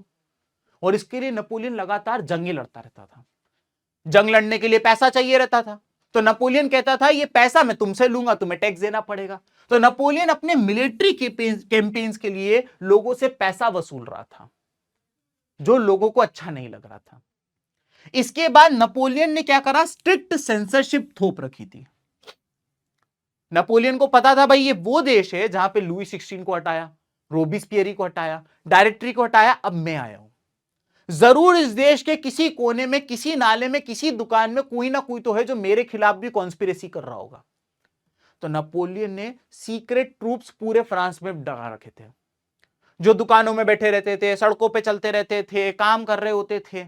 और जहां आप कोई बात करते थे यार नेपोलियन पहले सही था लेकिन पावर में आने के बाद पागल हो गया, वो तुरंत तुमको पकड़ लेते थे, या तो जेल में डाल देते या तो मरवा देते थे। तो नेपोलियन ने स्ट्रिक्ट सेंसरशिप रख दी थी। आप क्या बोल रहे हो, आप क्या शेयर कर रहे हो, आप क्या छाप रहे हो, वो सब कुछ नेपोलियन मॉनिटर करता था। तीसरे नंबर पे नेपोलियन ने अपने देश के युवाओं को कंपलसरी मिलिट्री ट्रेनिंग थोप दी थी। नेपोलियन कहता था I want you to serve in the military, तुम्हें देश की मिलिट्री में आना ही पड़ेगा। तुम बोलोगे दिक्कत क्या है, मान लेते हैं किसी पेरेंट्स का एक बच्चा है, अब वो नहीं चाहते कि वो बच्चे को मिलिट्री में डालें क्योंकि एक ही बच्चा है, वो भी मर जाएगा तो कहां जाएंगे। और चलो ठीक है, किसी भारी ताकत ने आपके देश पे कब्जा कर दिया तो चलो उसको डिफेंड करने के लिए मैं अपने बच्चे को भी बलिदान दे दूं, लेकिन तुम्हारा एक सपना है कि तुम पूरे यूरोप पे कब्जा कर लो, पूरी दुनिया पे कब्जा कर लो, तुम्हारे सपने को साकार करने के लिए मैं अपने बच्चे की बलि क्यों चढ़ा दूं। तो ये एक और बहुत बड़ी प्रॉब्लम थी। इसके बाद यहां पे बताया गया है कि नेपोलियन जो था वो कई बार एक डिक्टेटर की तरह भी बिहेव करने लग गया था। लोगों को लगने लगा था कि यार शुरुआत में ये आदमी अलग था, वो कहता था मैं तुम्हारा दुख समझता हूं, मैं तुम्हारा दर्द समझता हूं, लेकिन अब तो ये एक डिक्टेटर बन गया है, तानाशाह बन गया है, जो इसके अगेंस्ट आता है उसको मरवा देता है। तो ये कुछ रीजंस थे, ये वो 4 रीजंस थे जिसके कारण जिन लोगों ने पहले नेपोलियन का स्वागत किया था वही लोग नेपोलियन के अगेंस्ट हो गए। फिर क्या हुआ सर, फिर कहानी में एक ऐसा ट्विस्ट आया जो नेपोलियन की कॉफिन का एक लास्ट नेल बन के रह गया। क्या हुआ था, दरअसल नेपोलियन ने, दोस्तों यहां पे इससे पहले मैं आगे बढ़ूं, एक ये पिक्चर के बारे में मैं आपको बता दूं। ये जो मैंने आपको बताया ना कि नेपोलियन की 4 चीजों के कारण जो लोग नेपोलियन का पहले स्वागत करते थे वो उसके अगेंस्ट हो गए, इसी को समझाते हुए यहां पे आपकी एनसीईआरटी में एक पिक्चर दे रखी है। इसमें आप देख सकते हो कि बताया गया है कि नेपोलियन जब अपनी आर्मी के साथ किसी इलाके पे कब्जा करता है तो वो लोग क्या करते थे, वो लोग वहां पे जाके एक इस तरीके का so called tree of liberty लगा दिया करते थे। ये ट्री ऑफ लिबर्टी ये बताता था कि अब तुम लोग आजाद हो, तुम्हारे राजा से मैंने तुमको आजादी दिलवा दी है। लोग पागल हो जाते थे, oh my God Napoleon, oh my God Napoleon, ये लो खाना, ये लो ज्वेलरी, ये लो हमारे घर में आके रुको। यहां पे आप देख सकते हो जो सोल्जर्स हैं ये रेड, व्हाइट और ब्लू कलर की यूनिफॉर्म पहने हैं जो कि फ्रेंच कलर्स थे। तो ये जहां भी जाते थे ये ट्री ऑफ लिबर्टी लगाते थे। लेकिन जैसे ही नेपोलियन उस इलाके पे कब्जा करने के बाद आगे बढ़ता था, पीछे से उसकी आर्मी वाले डिसिप्लिन में नहीं रह पाते थे और फिर उस एरिया के लोगों को वो लोग हैरेस करने लगते थे। फॉर एग्जाम्पल वो लोग क्या करते थे, लोगों के ठेले वगैरह, दुकानों वगैरह को सीज कर लेते थे, लूटने लगते थे। इसके अलावा यंग वुमेन्स को हैरेस करने लगते थे, उनको बैक टच करते थे, कई केसेस में रेप के भी इनके ऊपर आरोप लगे। इसके अलावा ये लोग क्या करते थे, लोगों को जबरदस्ती कहते थे अब घुटने पे टेक आओ, हमें इज्जत दो, हम अब यहां के राजा बन गए। तो ये बात बताई गई है, एक तरीके का सरकाजम बताया गया है कि ऐसे तो ये अपने आप को रिप्रेजेंट कर रहे थे कि हम तुम्हारे लिबरेटर्स हैं, हम तुम्हें आजादी दिलवा रहे हैं, लेकिन बैकग्राउंड में क्या चल रहा होता था वो यहां बताया गया है आप लोगों को। तो ये आपको पिक्चर स्टडी के अंदर ये आ सकता है, इसलिए इसको आपको ध्यान से समझना पड़ेगा। अब मैंने आपको बताया what is the last nail on the coffin of Napoleon. ऐसा क्या किया नेपोलियन ने कि उसका पूरा साम्राज्य टूट गया। इसको आओ मैं तुम्हें डिटेल में बताता हूं। सबसे पहले क्या हुआ कि नेपोलियन ने डिसाइड किया कि वो फ्रांस से निकलेगा, और यहां पे बीच में एक प्रूशियन एम्पायर हुआ करता था, जिसे आज की तारीख में हम लोग जर्मनी कहते हैं, और इसके आगे था मेरे प्यारे बच्चों रशिया। तो नेपोलियन के अंदर एक फैंटेसी थी कि मैं पूरी दुनिया पे कब्जा कर लूं, और इसी चीज को पूरा करने के लिए नेपोलियन भाई साहब फ्रांस से निकल के प्रूसिया गए और प्रूसिया से निकल के रशिया गए। रशियन सोल्जर्स क्या करते थे? रशियन सोल्जर्स जब नेपोलियन के ट्रूप्स आगे आते थे तो वो पीछे हो जाते थे, नेपोलियन के सोल्जर्स आगे आते थे ये और पीछे हो जाते थे, क्योंकि दोस्तों रशिया दुनिया का सबसे बड़ी कंट्री है, उनके पास जगह थी, बहुत जगह थी, उन्होंने कहा आते जाओ आते जाओ आते जाओ। नेपोलियन के सोल्जर्स खुश रहते थे, वो ये लोग तो सरेंडर कर रहे हैं, ये लोग तो डर गए, ये लोग आगे बढ़ते जाते थे, वो लोग पीछे होते जाते थे। लेकिन रशियन सोल्जर्स एक बहुत ही खतरनाक स्ट्रेटेजी को फॉलो कर रहे थे, जिसका नाम होता है slash and burn. Russian soldiers क्या करते थे? जब वो पीछे जाते थे तो वो अपने ही कंट्री के खेत जला देते थे, ताकि जब नेपोलियन के सोल्जर्स आए तो उनके पास खाने को ना हो। जब रशियन सोल्जर्स पीछे जाते थे तो वो अपनी ही कंट्री के कुएं में जहर डाल देते थे, ताकि जब नेपोलियन के सोल्जर्स आगे आए तो उनके पास पीने का पानी ना हो। रशियन सोल्जर्स जब पीछे जाते थे तो वो अपने ही गांव के घर तोड़ देते थे, ताकि जब नेपोलियन सोल्जर्स आगे आए तो उनके पास इतनी सीवियर विंटर में, इतनी ठंड में, इतनी बर्फ में रहने के लिए सर पे छत ना हो। इन लोगों को यह बात बहुत देर तक समझ में आई, लेकिन तब तक नेपोलियन की आर्मी के कई सोल्जर्स मारे जा चुके थे। नेपोलियन को जब ये समझ आया, नेपोलियन ने कहा रिट्रीट, वापस चलो वापस चलो, और इन लोगों ने रिट्रीट करना चालू किया और ये लोग यहां से निकल के वापस आए। लेकिन जब ये वापस जा रहे थे तो मेरे प्यारे बच्चों, प्रूशिया में एक जगह थी जिसका नाम था लिप्जिक। लिप्जिक में सारे पड़ोसी देशों ने डिसाइड किया यही मौका है, नेपोलियन को घेर लो, और इन सब ने मिलकर टीम बनाई जिसका नाम था सिक्स्थ कोalition। सिक्स्थ कोalition के अंदर 4 कंट्रीज थी, एक था ऑस्ट्रिया, एक था प्रूशिया, एक था रशिया, एक था स्वीडन। इसको याद रखने की ट्रिक है दोस्तों, ASPR। कौन सा प्यार? ASPR। तो इन 4 कंट्रीज ने मिलकर टीम बनाई। इन 4 ने क्यों बनाई? क्योंकि मैंने बताया था नेपोलियन की फैंटेसी थी पूरी दुनिया पे कब्जा कर लो, तो ये कभी ऑस्ट्रिया के इलाके पे कब्जा कर ले, कभी स्वीडन के इलाके पे, कभी प्रूशिया के इलाके पे, कभी रशिया के इलाके पे। इनने कहा अभी दुश्मन कमजोर है, इसको यहीं धर लो। इनने उठाया कंबल, डाला नेपोलियन के ऊपर, और लिप्जिक में इनने नेपोलियन को घेर लिया। बहुत खतरनाक बैटल चालू हुई जिसका नाम था बैटल ऑफ लिप्जिक, जो कि चली थी 1803 के अंदर। इस बैटल ऑफ लिप्जिक में एक तरफ थी 4 countries, ASPR, Austria, Sweden, Prussia, Russia, और एक तरफ था अकेला नेपोलियन। इन लोगों ने नेपोलियन को बहुत बुरी तरीके से इस बैटल के अंदर डिफीट कर दिया, और नेपोलियन को हराने के बाद एल्बा नाम के आइलैंड पे एग्जाइल पर भेज दिया। अब आपके दिमाग में 2 क्वेश्चन है, एग्जाइल क्या होता है, दूसरा कि क्यों भेजा, मारा क्यों नहीं। एग्जाइल का मतलब होता है जब आप किसी आदमी को जेल में डालने की जगह, मारने की जगह, आप उसको उसके ही घर से निकाल के कहीं बाहर भेज देते हो, तो उसे एग्जाइल पर करना कहते हैं। फॉर एग्जाम्पल, मुगल्स, एक लास्ट मुगल बादशाह थे जिनका नाम था Bahadur Shah Zafar the second. Britishers ने इनको ब्रिटिशर्स ने दिल्ली से उठाया और इनको कानपुर के पास एक जगह है, वहां पे इनको एग्जाइल पे भेज दिया। अब इनको मारा क्यों नहीं जाता था? क्योंकि ये जो लोग होते थे इनकी खुद की फॉलोइंग होती थी, अगर इनको मार दिया तो इनके फॉलोवर्स हो सकता है अग्रेसिव हो जाए। तो एक तरीके से एक मैसेज देने के लिए, देखो तुम्हारे लीडर को पकड़ लिया, हरा दिया, लेकिन मारने की जगह एग्जाइल पे भेज दिया।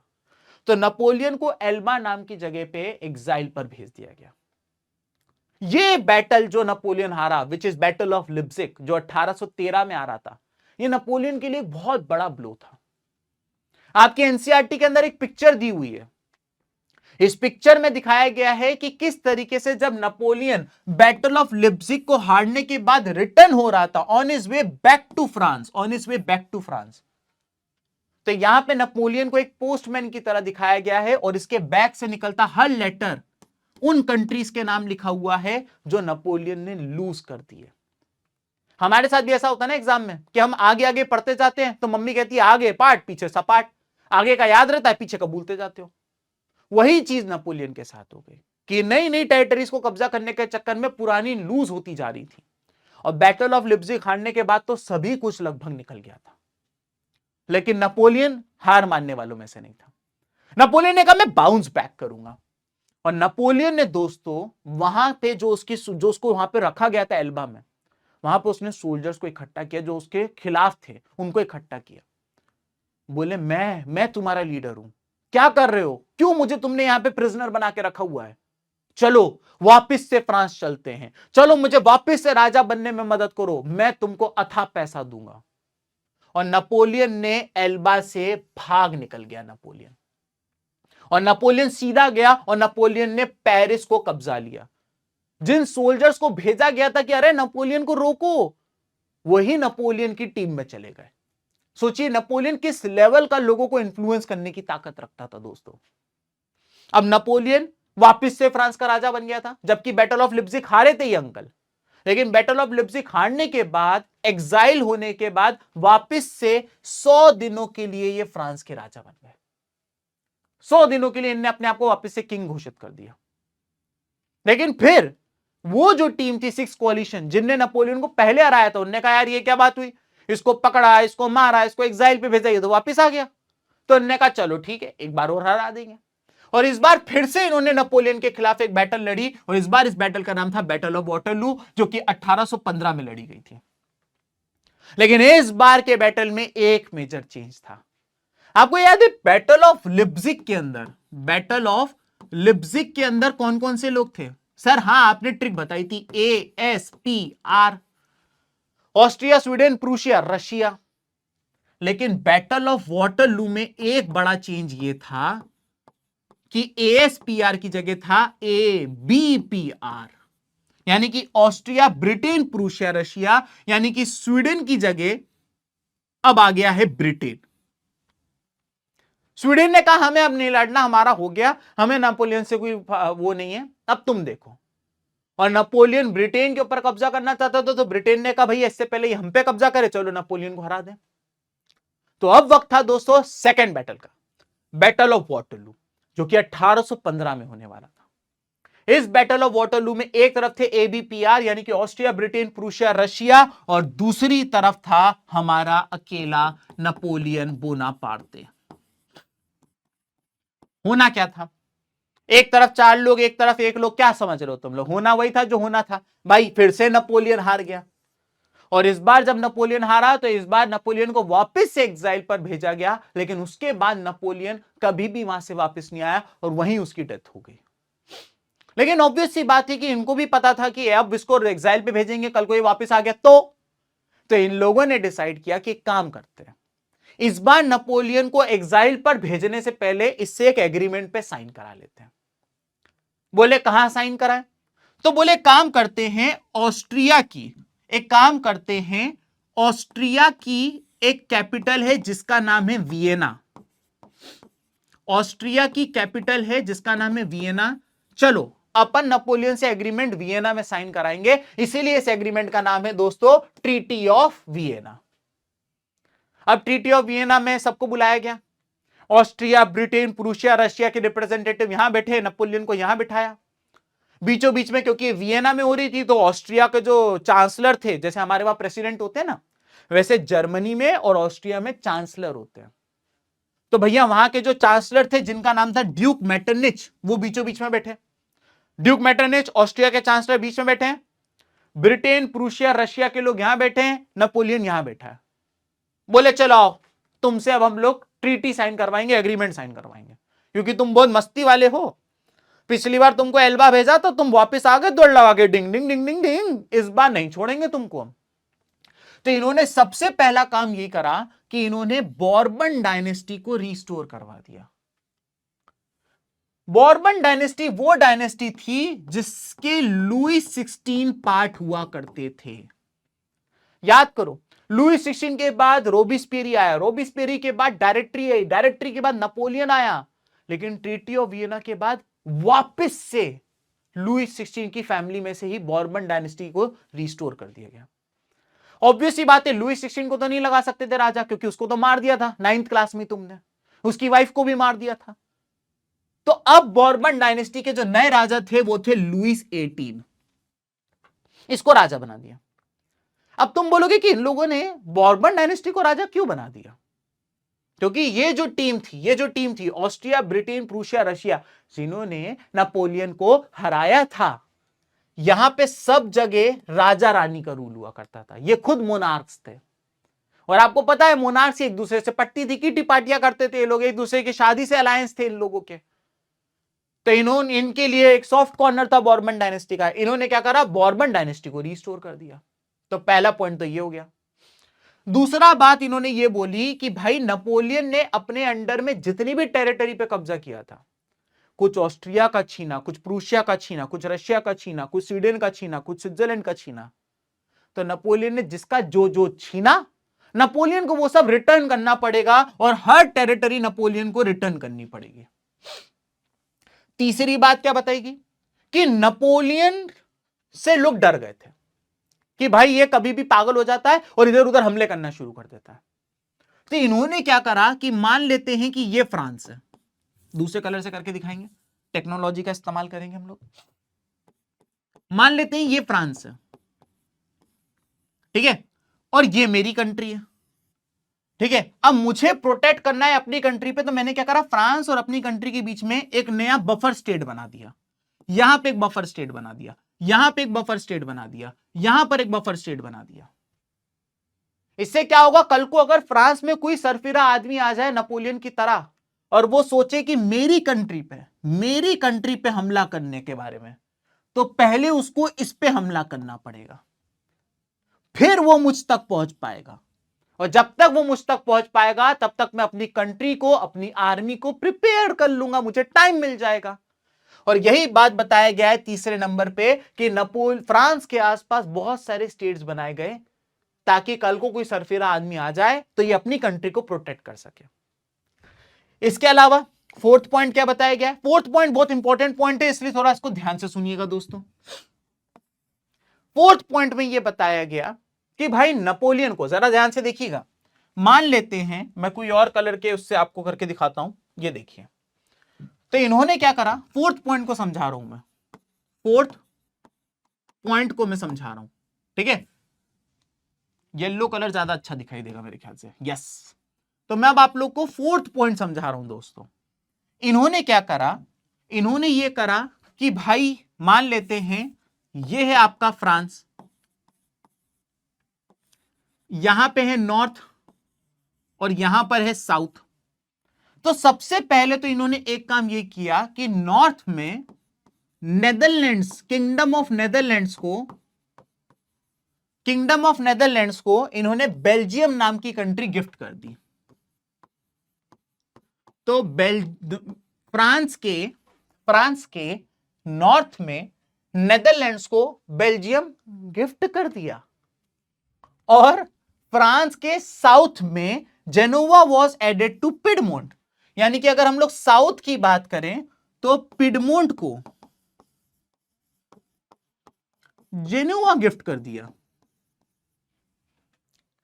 तो अगर फ्रांस की नॉर्थ की बात करें तो किंगडम ऑफ नेदरलैंड्स को बेल्जियम गिफ्ट कर दिया, और फ्रांस की साउथ की बात करें तो पिडमोंट को जेनोवा गिफ्ट कर दिया।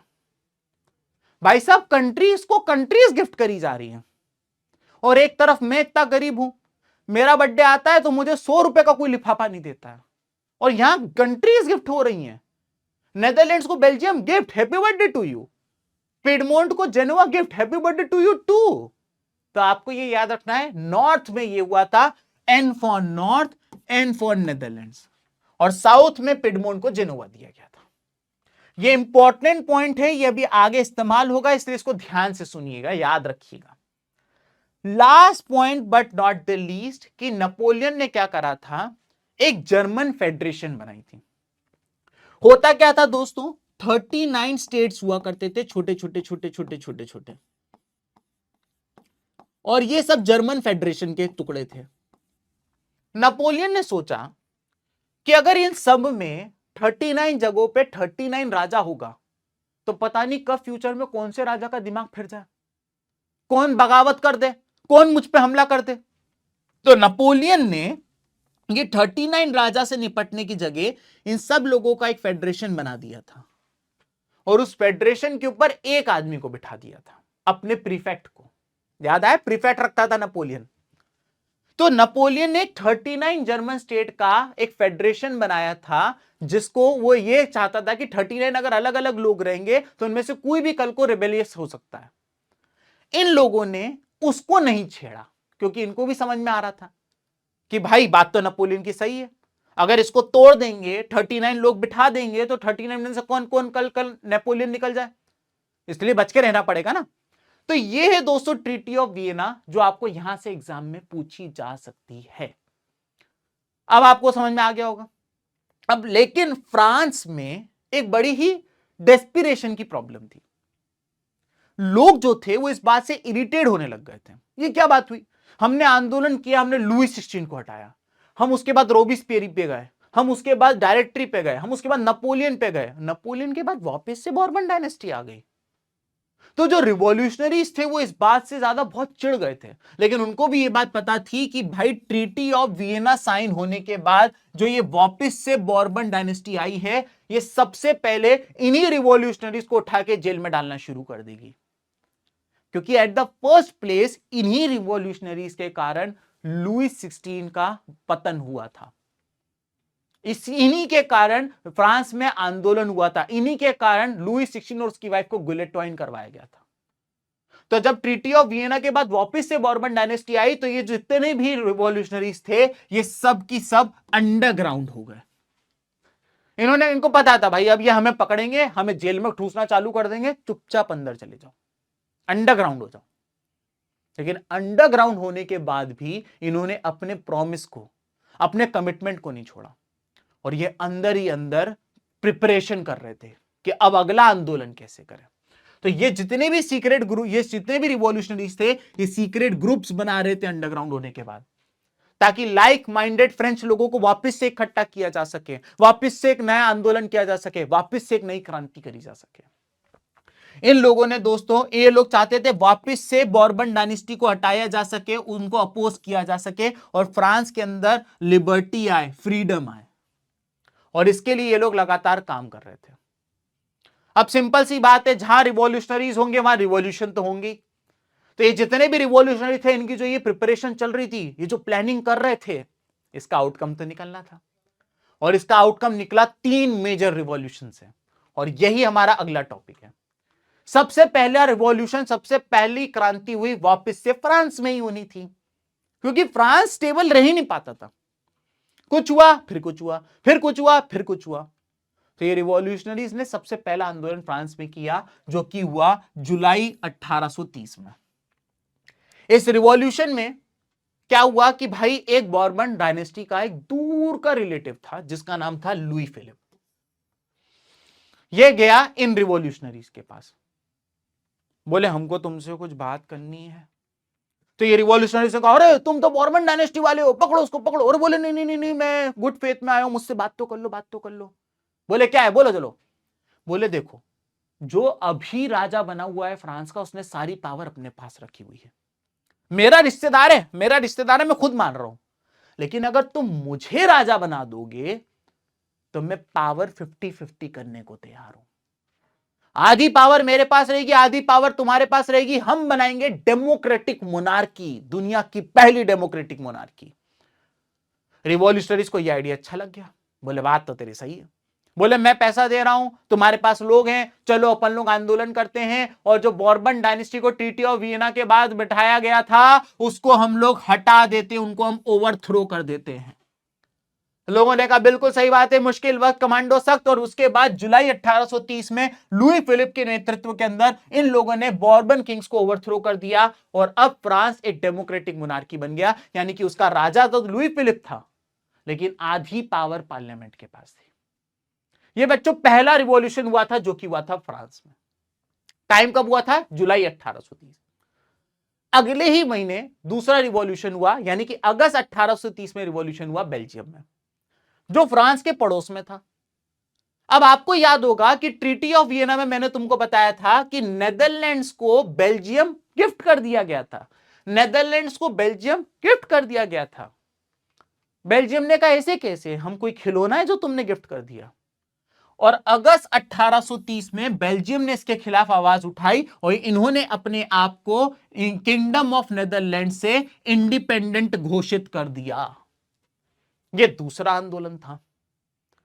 और तीसरा और अंतिम आंदोलन 1831 से 1832 ग्रीस के अंदर हुआ था। ग्रीस की क्या प्रॉब्लम थी? ग्रीस एक ऐसा देश था जहां पे ग्रीक ऑर्थोडॉक्स क्रिश्चियनिटी के लोग रहते थे, लेकिन इस ग्रीस के ऊपर ओटोमन एम्पायर ने कब्जा कर रखा था। ओटोमन एम्पायर ने कब्जा कर रखा था, और ओटोमन एम्पायर इस्लामिक एम्पायर था।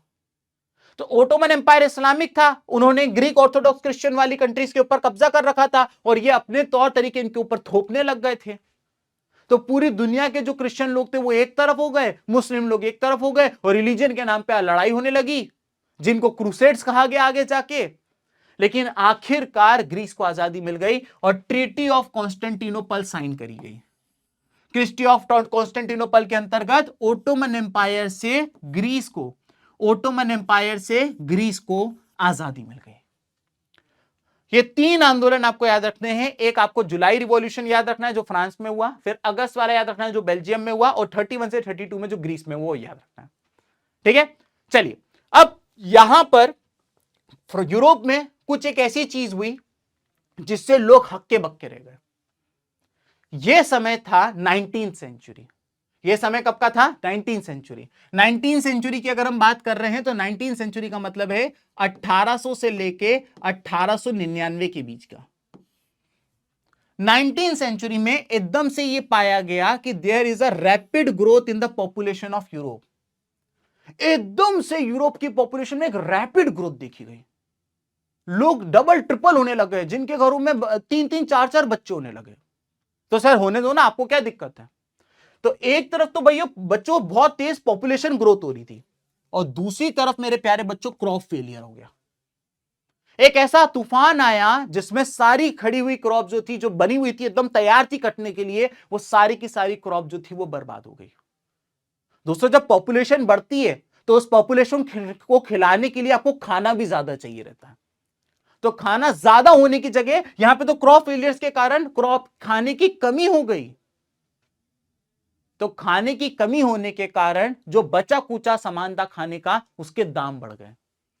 देखा गया कि भैया दुकानों के बाहर लंबी लंबी भीड़ होती थी, लोग लूट पार मचाने लग गए, चोरी करने लग गए। लोग सामान बेचने वाले भी बहुत महंगा करने लगे। जो ब्रेड पहले 20 रुपए की बेचती थी उसको 200 रुपए का बेचने लग गए, क्योंकि उनको भी पता चल रहा था फायदा हो रहा है। तो एक बहुत ही बड़ा टर्मोइल आ चुका था फ्रांस के अंदर वापस से। यही नहीं, यहां पे एक बात बताई गई है कि जो स्मॉल प्रोड्यूसर्स है उनको बहुत ही टफ कंपटीशन देखना पड़ रहा था इंग्लैंड से। दरअसल इस टाइम पे इंग्लैंड के अंदर इंडस्ट्रियल रिवॉल्यूशन आ गया था, मशीनों से कपड़े बनने लग गए थे। अब फ्रांस में एक आदमी है जो हाथों से शर्ट बना रहा है, उसको यह शर्ट बनाने में 1 महीना लगा, क्योंकि उसकी मेहनत ज्यादा लगी तो वो उसके पैसे भी तुमसे ज्यादा लेगा। Fair enough.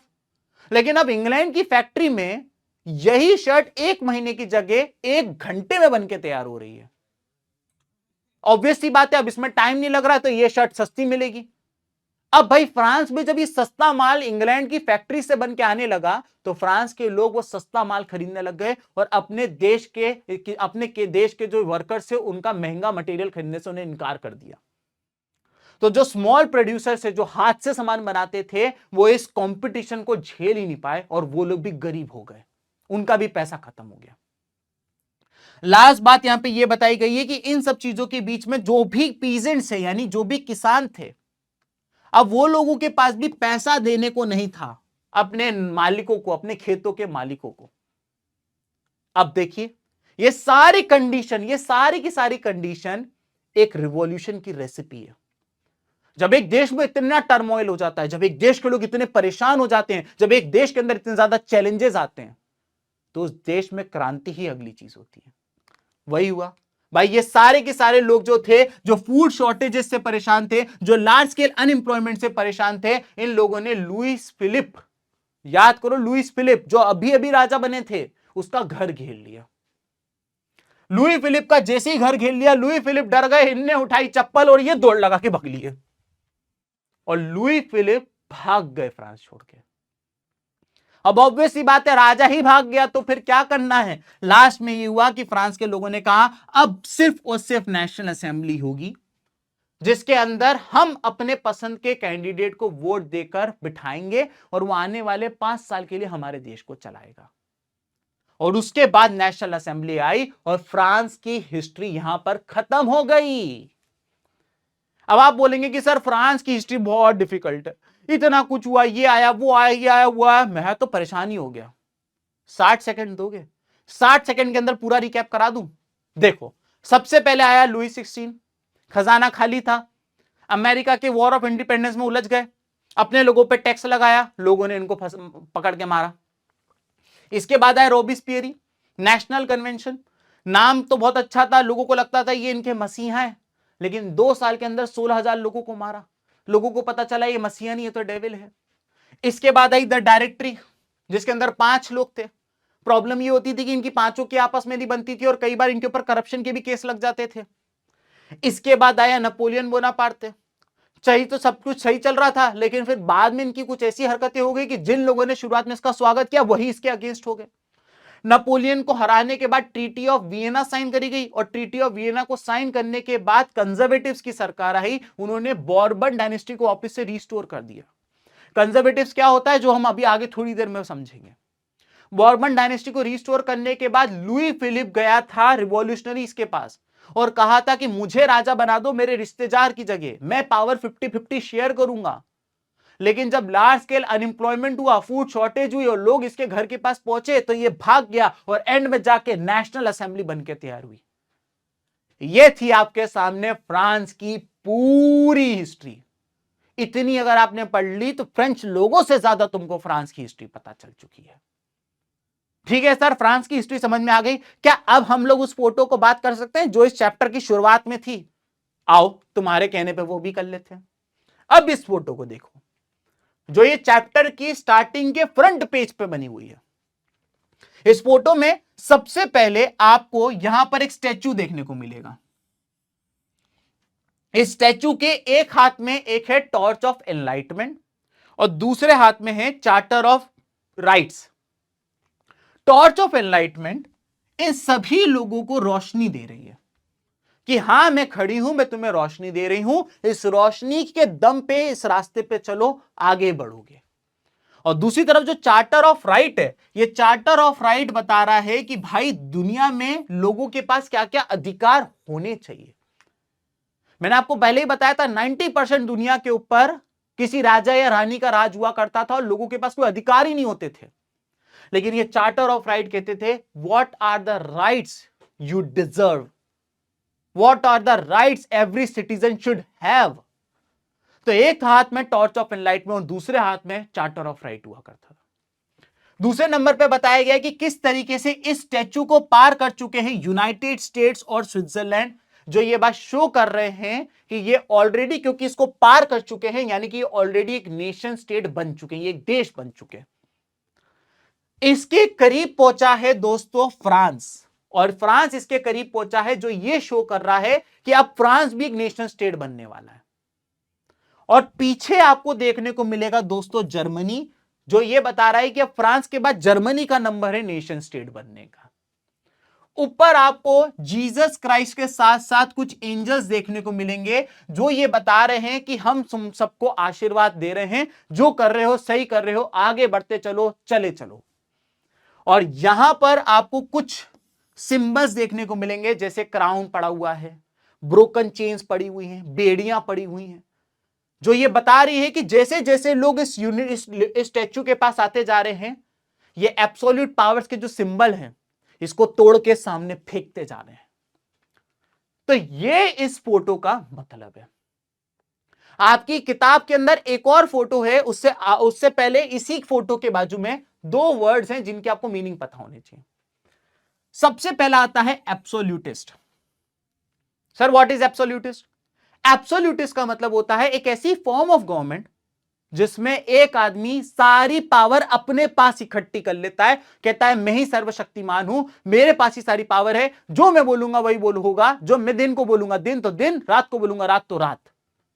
तो इस तरीके की जब आप एक पावर एक इंसान के पास कॉन्सेंट्रेट हो जाती है, इसे एब्सोल्यूटिस्ट फॉर्म ऑफ गवर्नमेंट कहते हैं। दूसरे नंबर पे है यूटोपियन।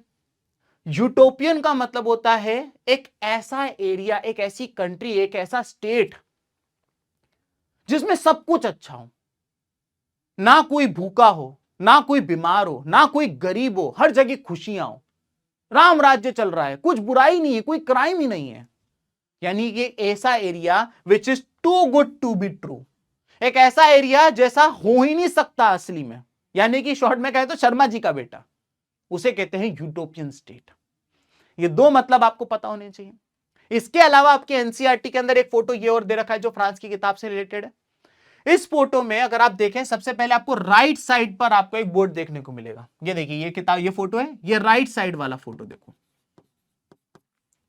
इस राइट साइड वाले फोटो में दो चीजें लिखी हुई हैं कि भाई इस क्लब का अगर आपको मेंबर बनना है तो आपको ये दो रूल्स मानने पड़ेंगे। अगर आपको इस क्लब का मेंबर बनना है तो आपको दो रूल्स मानने पड़ेंगे। रूल नंबर 1 क्या है सर? रूल नंबर 1 यह है कि silence is the first commandment of this learned society. चुप रहना पड़ेगा। अगर इस सोसाइटी का मेंबर बनना है, चुप रहना पड़ेगा, बोल कुछ नहीं सकते हो। और दूसरा पॉइंट ये लिखा हुआ है कि जस्ट इन केस अगर तुमको मान लो बहुत ही तलब मच जाए कि नहीं सच तो मैं बोल के रहूंगा, इसके खिलाफ आवाज उठा के रहूंगा, ये क्रूएलिटी नहीं सहन करूंगा, तो जब आप इसकी मीटिंग में आओगे तो आपको मजल्स बांटे जाएंगे, तुम उसको अपने मुंह के अंदर ठूस लेना। तो जब बहुत अर्ज हो ना कुछ बोलने की, तो उसको मुंह के अंदर ठूस के चुप रहना। सोचिए किस लेवल पे लोगों को दबाया जाता था। ना आप कुछ बोल सकते हो, चाहते हुए भी कुछ नहीं बोल सकते थे। यहां पे जो आप लेफ्ट साइड में बोर्ड देख रहे हो, उस पे क्या लिखा हुआ है? उस पे ये लिखा हुआ है कि भाई साहब सबसे इंपॉर्टेंट चीज कि अब थिंकिंग कब तक अलाउड करनी है ये बताओ। थिंकिंग को कब तक अलाउ रखना है? Can you imagine? बोलना तो छोड़ो, लोगों की सोचने तक पे कंट्रोल था फ्रांस में। तो ये एक छोटी सी इमेज कितना बड़ा लेसन देकर जा रही है दोस्तों। ये दो इमेज आपको पता होनी चाहिए थी, ठीक है। अब जब फ्रांस में ये सब हो गया, ठीक है सर, यूरोप में फ्रांस में सब हो रहा था, फिर क्या चेंजेस क्या है दोस्तों? सबसे पहला चेंज ये आया कि यूरोप की, फ्रांस की सोसाइटी के अंदर दो ग्रुप्स बन गए। एक तरफ थे एरिस्टोक्रेसी और दूसरी तरफ था न्यू मिडिल क्लास, ठीक है। एरिस्टोक्रेसी की बात करें तो यहां पे वो लोग हुआ करते थे जो सोशली और पॉलिटिकली डोमिनेंट हुआ करते थे, शक्तिशाली होते थे, इनके पास अथाह में पावर हुआ करती थी। ये लोगों के पास इतनी पावर होती थी, ये जो चाहे वो करवा सकते थे अपनी गवर्नमेंट से भी। साथ ही साथ अगर इनकी बात करें तो ये वो लोग हुआ करते थे जिनकी सबसे बड़ी पावर ये हुआ करती थी कि इनके पास लैंड ओनरशिप है। यानी कि इन लोगों से बोलो कि भाई आप क्या काम करते हो? हम कोई काम नहीं करते, हमारी तो बड़ी बड़ी जमीनें हैं भाई जी, वो बड़ी बड़ी बिग्गा जमीन, जितनी दूर तक तेरी नजर पड़े उतनी दूर नजर जमीन हमारी है। तो ये होते थे एरिस्टोक्रेसी। दूसरी तरफ आती थे मिडिल क्लास लोग। ये एक नई सोसाइटी बनकर तैयार हुई थी फ्रांस के अंदर। कहां से आए, कैसे आए? यूरोप की बात करें तो यूरोप में इंडस्ट्रियल रिवॉल्यूशन चालू हो गया था, और इस इंडस्ट्रियल रिवॉल्यूशन में काम करने के लिए लेबर लगती थी। लोग आते थे इन मशीन्स में सामान डालने के लिए, मशीन से सामान निकालने के लिए, मशीन्स को चलाने के लिए। और इस इंडस्ट्रियल रिवॉल्यूशन की मदद से न्यू मिडिल क्लास बनके तैयार हुई। ये जो न्यू मिडिल क्लास थी दोस्तों, ये इनके कंपैरिजन में ज्यादा क्रिएटिव थी, ज्यादा हार्ड वर्किंग थी, ज्यादा इनोवेटिव थी। इनके पास कोई काम ही नहीं था।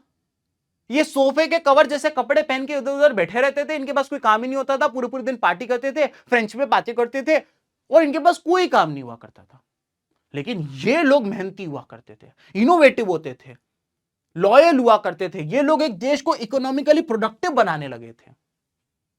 अगर आप इनकी बात करें तो ये लोगों की लैंग्वेज और कल्चर भी बाकियों से अलग हुआ करता था। ये लोग फ्रेंच बोलते थे। यूरोप में कहीं भी रह रहे हैं, प्रूशिया में रह रहे हैं, पोलैंड में रह रहे हैं, कहीं भी रह रहे हैं, बोले हम तो फ्रेंच बोलेंगे। क्यों? क्योंकि हमारे दादा परदादा जो थे वो फ्रेंच रिवॉल्यूशन के थे।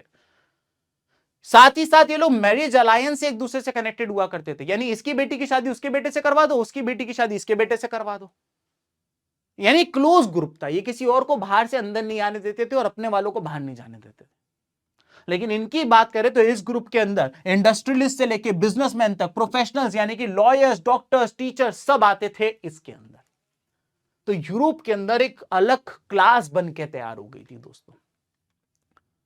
अब ये जो क्लास आई थी, ये सबसे पहले लिबरलिज्म यानी आजादी मांग रही थी। और यही आपको अगला क्वेश्चन है, 2 मार्क के लिए आपके एग्जाम में पूछा जा सकता है। Define the term liberalism. तो दोस्तों लिबरलिज्म जो है ये एक लैटिन वर्ड लिबर से निकाला गया है, जिसका मतलब होता है फ्री। फ्री, आजादी। किस चीज से आपको आजादी चाहिए, उसी के आधार पर लिबरलिज्म 3 तरीके के होते हैं। सबसे पहला आता है पॉलिटिकल लिबरलिज्म। पॉलिटिकल लिबरलिज्म मतलब आपके पास आजादी होनी चाहिए अपना लीडर चूज करने की, कौन तुम्हारा रिप्रेजेंटेटिव होगा, तुम्हारे पास ये आजादी होनी चाहिए। सेकंड नंबर पे आता है इकोनॉमिक लिबरलिज्म, यानी कि तुम्हारे पास आजादी होनी चाहिए, तुम जो धंधा चाहो करो, जिसके साथ करना चाहो बिजनेस वो करो, जहां बिजनेस करना चाहो वो करो।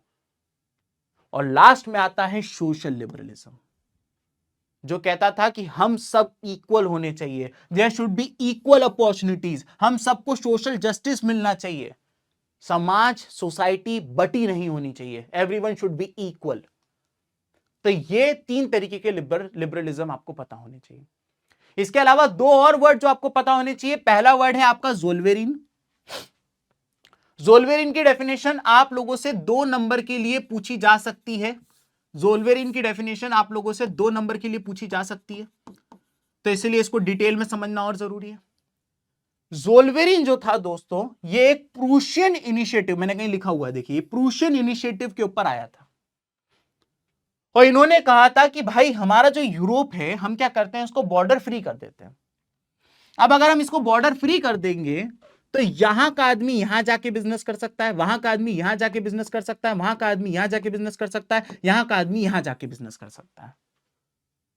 कोई ट्रेड बैरियर नहीं लगाएंगे, कोई टैक्स नहीं लगाएंगे, खोल देते हैं, जिसको जहां बिजनेस करना है करो। साथ ही साथ करेंसी भी सेम कर दो। अगर करेंसी भी सेम होगी, एक करेंसी चलेगी, तो यहां का आदमी अगर यहां भी माल बेचेगा तो उसको वही पैसा मिलेगा जो उसके देश में चलता है। आज भी ज़ोल्वेरिन का कॉन्सेप्ट यूरोप में चलता है। यूरोप की ज्यादातर कंट्रीज जो हैं वो बॉर्डर फ्री हैं, यानी कि अगर आप यहां जाते हो, जैसे मेरे कुछ दोस्त जर्मनी में रहते हैं, तो वो क्या करते हैं, छुट्टी होती है तो वो अपनी गाड़ी उठाते निकल जाते हैं। कभी स्पेन घूमाए, कभी फ्रांस घूमाए, कभी बेल्जियम घूमाए, कभी नेदरलैंड्स घूमाए, क्योंकि ये सब खुला हुआ है बॉर्डर। आपको कोई रोकेगा टोकेगा नहीं कि वीजा दिखाओ, नहीं। आप अपनी एक्टिवा में तेल भरवा के जा सकते हो, आपसे कोई बोलेगा नहीं कि अरे ये हमारे वहां की गाड़ी नहीं है। आपको करेंसी भी चेंज करवाने की जरूरत नहीं है, एक ही यूरो है, हर जगह वही चल रहा है। तो ये ज़ोल्वेरिन का कॉन्सेप्ट था जो प्रूशियन इनिशिएटिव पे आया था। और last but not the least एक वर्ड आपको पता होना चाहिए, वह है कंजर्वेटिज्म। कंजर्वेटिव्स लोग वो होते थे जो कहते थे कि हमें हमारे पास्ट की, हमारे कल्चर की, हमारी हिस्ट्री की रिस्पेक्ट करनी चाहिए और आगे बढ़ना चाहिए, डेवलपमेंट भी करना चाहिए। मैं आपसे एक सिंपल सी बात कहता हूं, मुगल्स बहुत बुरे थे, बहुत सारे लोगों को मारा, हमें लूटा, हमारे स्कल्पचर्स तोड़े, फोर्ट्स तोड़े, मंदिर तोड़े, ये तोड़ दिया। हमने कहा बहुत गुस्सा आ गया सर, बहुत गुस्सा आ गया। मैंने कहा लो ये पत्थर, जाके ताजमहल तोड़ दो। किसका नुकसान होगा? हमारा नुकसान होगा। दुनिया में 7 वंडर्स हैं, उनमें से एक है ताजमहल जो हमारे भारत में। अगर तुम ताजमहल तोड़ दोगे किसका फायदा होगा? मैंने कहा ब्रिटिशर्स बहुत बुरे हैं, तुमने कहा सर बहुत बुरे हैं। मैंने कहा जाओ इंडिया गेट तोड़ दो, गेटवे ऑफ इंडिया तोड़ दो, पार्लियामेंट तोड़ दो, सुप्रीम कोर्ट तोड़ दो, छत्रपति शिवाजी महाराज का जो वो है रेलवे स्टेशन है मुंबई का, वो तोड़ दो। जब आप ये तब करने लगोगे तो इससे हमारे देश का ही नुकसान होगा। फिर इस देश का कोई भी मॉन्यूमेंट नहीं बचेगा, कोई मंदिर नहीं बचेगा, कोई मस्जिद नहीं बचेगी, कोई फोर्ट नहीं बचेगा। तो कंजर्वेटिव्स यही कहते थे कि जो पास्ट में हुआ हुआ, जो लोगों ने गलत किया किया, लेकिन उसको, कल्चर को, हिस्ट्री को समझ के आगे बढ़ो। ये होते थे कंजर्वेटिव्स। ट्रीटी ऑफ वियना को साइन करने के बाद कंजर्वेटिव्स की सरकार थी, वो कहते थे माना बॉर्बन डायनेस्टीज ने बहुत बुरा किया, लुईस 16 बहुत बुरा था, उसकी वाइफ तो उससे भी बुरी थी, लेकिन वापस से लुईस बॉर्बन डायनेस्टी को बिठा रहे हैं हम, लुईस 18 को राजा बना रहे हैं हम, क्योंकि वो पास था, वो कल्चर था, वो हिस्ट्री थी, छोड़ो हुआ, अब आगे बढ़ो, अब हम नए चेंजेस की तरफ जा रहे हैं। तो ये बात यहां बताई गई। इसके अलावा एक वर्ड है सफरेज। सफरेज का मतलब होता है द राइट टू वोट। तो जब आप वोट देने के अधिकार के लिए आंदोलन करते हो तो उसे सफरेज कहा जाता है। और यहां पर एक वर्ड है फेमिनिस्ट, यानी कि जब आप औरतों के अधिकार के लिए जब कोई लड़ाई लड़ते हो, औरतों के अधिकार के लिए, चाहे फिर वो कोई भी अधिकार हो, प्रॉपर्टी में शेयर के लिए लड़ाई हो, लड़कियों को ज्यादा अच्छी एजुकेशन, ज्यादा अच्छी अपॉर्चुनिटीज की लड़ाई हो, जॉब में इक्वल पेमेंट मिले लड़के लड़की के बराबर, उसकी लड़ाई हो, या फिर वो अपने पसंद के कपड़े पहन के बाहर निकल सके, चाहे उसकी ही लड़ाई हो, जब आप औरतों के लिए किसी भी चीज की लड़ाई करते हो तो उस तरीके के मूवमेंट को फेमिनिस्ट मूवमेंट कहा जाता है। ये कुछ वर्ड्स है जिनका मतलब आपको पता होना चाहिए था, लिबरलिज्म, ज़ोलवेरियन कंजर्वेटिज्म, सफरेज और फेमिनिस्ट। आइए कुछ क्वेश्चंस को हम लोग डिस्कस कर लेते हैं। पहला क्वेश्चन ये वाला है आपके सामने, 2021 में पूछा गया क्वेश्चन था। आप लोगों को क्या करना है, 2 सेकंड का मैं पॉज लूंगा, तब तक मैं पानी पी लूंगा। आप लोगों को खटाक से वीडियो को पॉज करना है और कमेंट सेक्शन के अंदर ABCD में आंसर लिखना है, ठीक है? तो पॉज करके तुरंत आंसर लिखते जाइएगा, आगे क्वेश्चन आते जाएंगे, आंसर आपको भरते जाना है। तो ये आपके सामने क्वेश्चन है बच्चों, फटाफट इसका आंसर लिखे कमेंट सेक्शन के अंदर।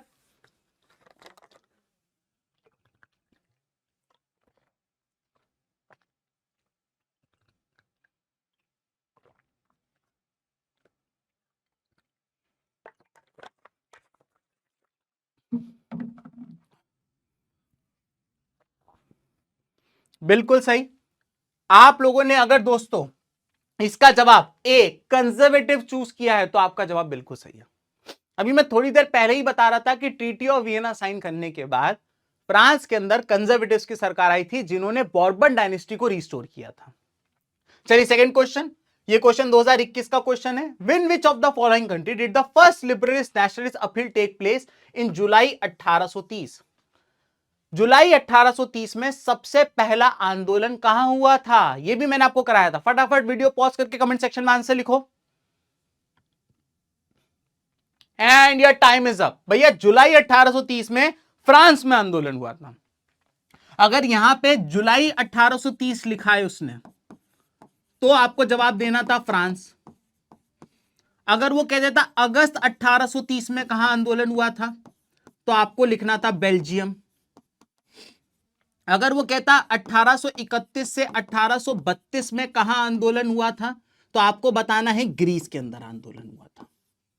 ये मैंने आपको तीनों रिवॉल्यूशंस पढ़ाए थे दोस्तों, ठीक है? अब जो हमने पढ़ाया उससे 3 क्वेश्चंस आपको बहुत पूछे जाते हैं। सबसे पहला, नेपोलियन ने जो 5 रिफॉर्म्स करे थे, यानी नेपोलियनिक कोड, मैंने आपको 5 बताए थे शुरुआत में, वो लिखने एक एक करके। इंपॉर्टेंट क्वेश्चन है, 2010 और 11 में पूछा गया था। अगला क्वेश्चन है, explain giving 4 reason as to why people who earlier had welcome Napoleon oppose him later. जिसने पहले नेपोलियन का स्वागत किया था बाद में वही नेपोलियन के अगेंस्ट की हो गया, ये आपको बताना है। ये भी मैं आपको डिटेल में बता चुका हूं, 2012 और 13 में पूछा गया question. What step did the French revolutionaries take to create a sense of collective identity? Chapter की शुरुआत में मैंने आपको बताए थे 5 पॉइंट। रॉयल फ्लैग को फ्रेंच फ्लैग से कन्वर्ट कर दिया, ला पात्री ले सिटियोन लेकर आए, नेशनल असेंबलीज बनाई, जैकोबिन क्लब्स बनाए, साथ ही साथ और भी बहुत सारी चीजें, जैसे कुछ बहुत सारे कंपोजिशंस बनाए। तो वो सब लिख के आने आपको 2015 का क्वेश्चन है। अब यहां पे इस चैप्टर का एक पार्ट खत्म हुआ। अब मैंने आपको शुरुआत में बताया था क्या देश को आजादी दिलाने के लिए सिर्फ क्रांति ही सब कुछ होती है? क्या रोमांटिसिज्म से भी हम देश को आजादी दिला सकते हैं? यहां पे सबसे पहली ये बात लिखी हुई है कि किसी भी कंट्री की नेशनलिज्म को जगाने के लिए, देशभक्ति को जगाने के लिए सिर्फ वॉर ही नहीं, बहुत केसेस में music, culture, art, poetry, stories, ये भी योगदान देते हैं।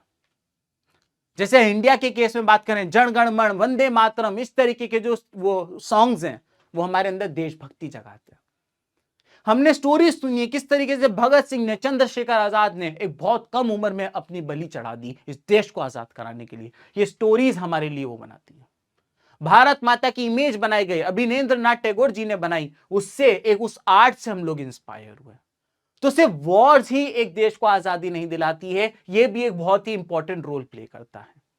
सेकेंड पॉइंट यह बताया गया कि किस तरीके से रोमांटिक आर्टिस्ट जो थे वो लोगों से कहते थे कि टू मच रीजंस की तरफ मत जाओ और साइंस की तरफ मत जाओ। हर चीज को रीजन, साइंस, क्यों ऐसा मत करो। कुछ चीजों को तुम अपने इमोशन से भी देखो, अपने इंट्यूशन से भी देखो, एक मिस्टिकल फीलिंग से भी देखो। हर चीज का रीजन होना जरूरी नहीं, हर चीज के पीछे साइंस होना जरूरी नहीं है। और इसी के कुछ एग्जाम्पल अब मैं आपके सामने डिस्कस करने वाला हूं। यह क्वेश्चन आपको एग्जाम में पूछा जाता है कि रोमांटिसिज्म ने भी एक बहुत बड़ा रोल प्ले किया था यूरोप में नेशनलिज्म को जगाने के लिए। कुछ एग्जाम्पल से अपने आंसर को सपोर्ट करो। सबसे पहले आपके सामने जो आंसर जिसको मैं बताने जा रहा हूं वो है जोहान गॉटफ्रिड हर्डर की। जोहान गॉटफ्रिड हर्डर जो थे, इनका मानना था कि भाई सबसे इंपॉर्टेंट जर्मन कल्चर अगर आपको ढूंढना है तो आपको कॉमन लोगों के पास जाना पड़ेगा, दास वोक के पास जाना पड़ेगा। ये जो कॉमन लोग हैं, ये जो देश के गांव वाले लोग हैं, इन्होंने आज भी जर्मन कल्चर को समेट के रखा हुआ है। जबकि जर्मनी नाम का कोई देश ही नहीं है, प्रूशिया नाम का देश, पर प्रूशियन एम्पायर हुआ करता था। तो इनने कहा अगर तुम्हें जर्मनी जानना देखना है, लोकल लोगों के पास जाओ, दास वोक के पास जाओ। साथ ही साथ ये कहते थे कि भाई वर्नैकुलर लैंग्वेज की तरफ जाओ, क्योंकि वर्नैकुलर लैंग्वेज जो होती है, वर्नैकुलर लैंग्वेज क्या होता है? फॉर एग्जाम्पल अगर आप इंडिया में देखें तो इंडिया के साउथ में चले जाएं तो कर्नाटका में कन्नड़ बोलते हैं, केरला में मलयालम बोलते हैं, तमिलनाडु में तमिल बोलते हैं, और आंध्र प्रदेश और तेलंगाना के अंदर तेलुगु बोलते हैं, ओडिशा के अंदर ओडिया बोलते हैं। ये वर्नैकुलर लैंग्वेज है, ये लोकल लैंग्वेजेस है। अगर आपको देश के लोगों से कुछ बोलना है, कुछ कम्युनिकेट करना है, तो उस लैंग्वेज में करो जो उनको समझ में आती है। और यही जोहान गॉटफ्रिड हर्डर कहते थे कि वर्नैकुलर लैंग्वेज से बात करो, लोग ज्यादा अच्छे से कनेक्ट फील करेंगे। यह आपको उनसे भी कनेक्ट फील करवाएगा जो इलिटरेट मासेस हैं, जो पढ़े लिखे नहीं है, वो भी आपकी बात समझ पाएंगे। इसके अलावा यह पेंटिंग आपके एनसीईआरटी के अंदर दी हुई है।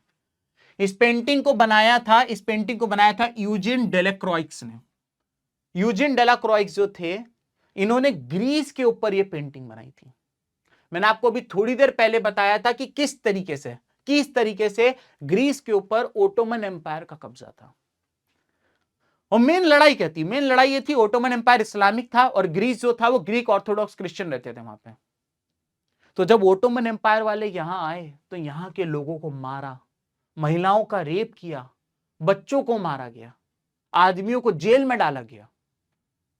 इस बात को मासेस तक बताने के लिए, लोगों को समझाने के लिए कि क्या हुआ था, पेंटिंग बनाई है डेलाक्रॉइक्स ने। इस पेंटिंग को देखने के बाद लोगों का दिल पसीजा, उन्होंने कहा हमारे लोगों के साथ ऐसा हो रहा है, हमारे लोगों को मारा जा रहा है। और इस तरीके की पेंटिंग्स ने लोगों को गलत के खिलाफ आवाज उठाने के लिए मजबूर किया। यह आपके सामने एक पेंटिंग है। मैंने आपको बताया ना, सिर्फ वॉर से ही नहीं लड़ाई नेशनलिज्म जगता है, कई बार एक पेंटिंग से भी जग जाता है दोस्तों। अब यहां पर एक और एग्जांपल है आपके सामने पोलैंड का।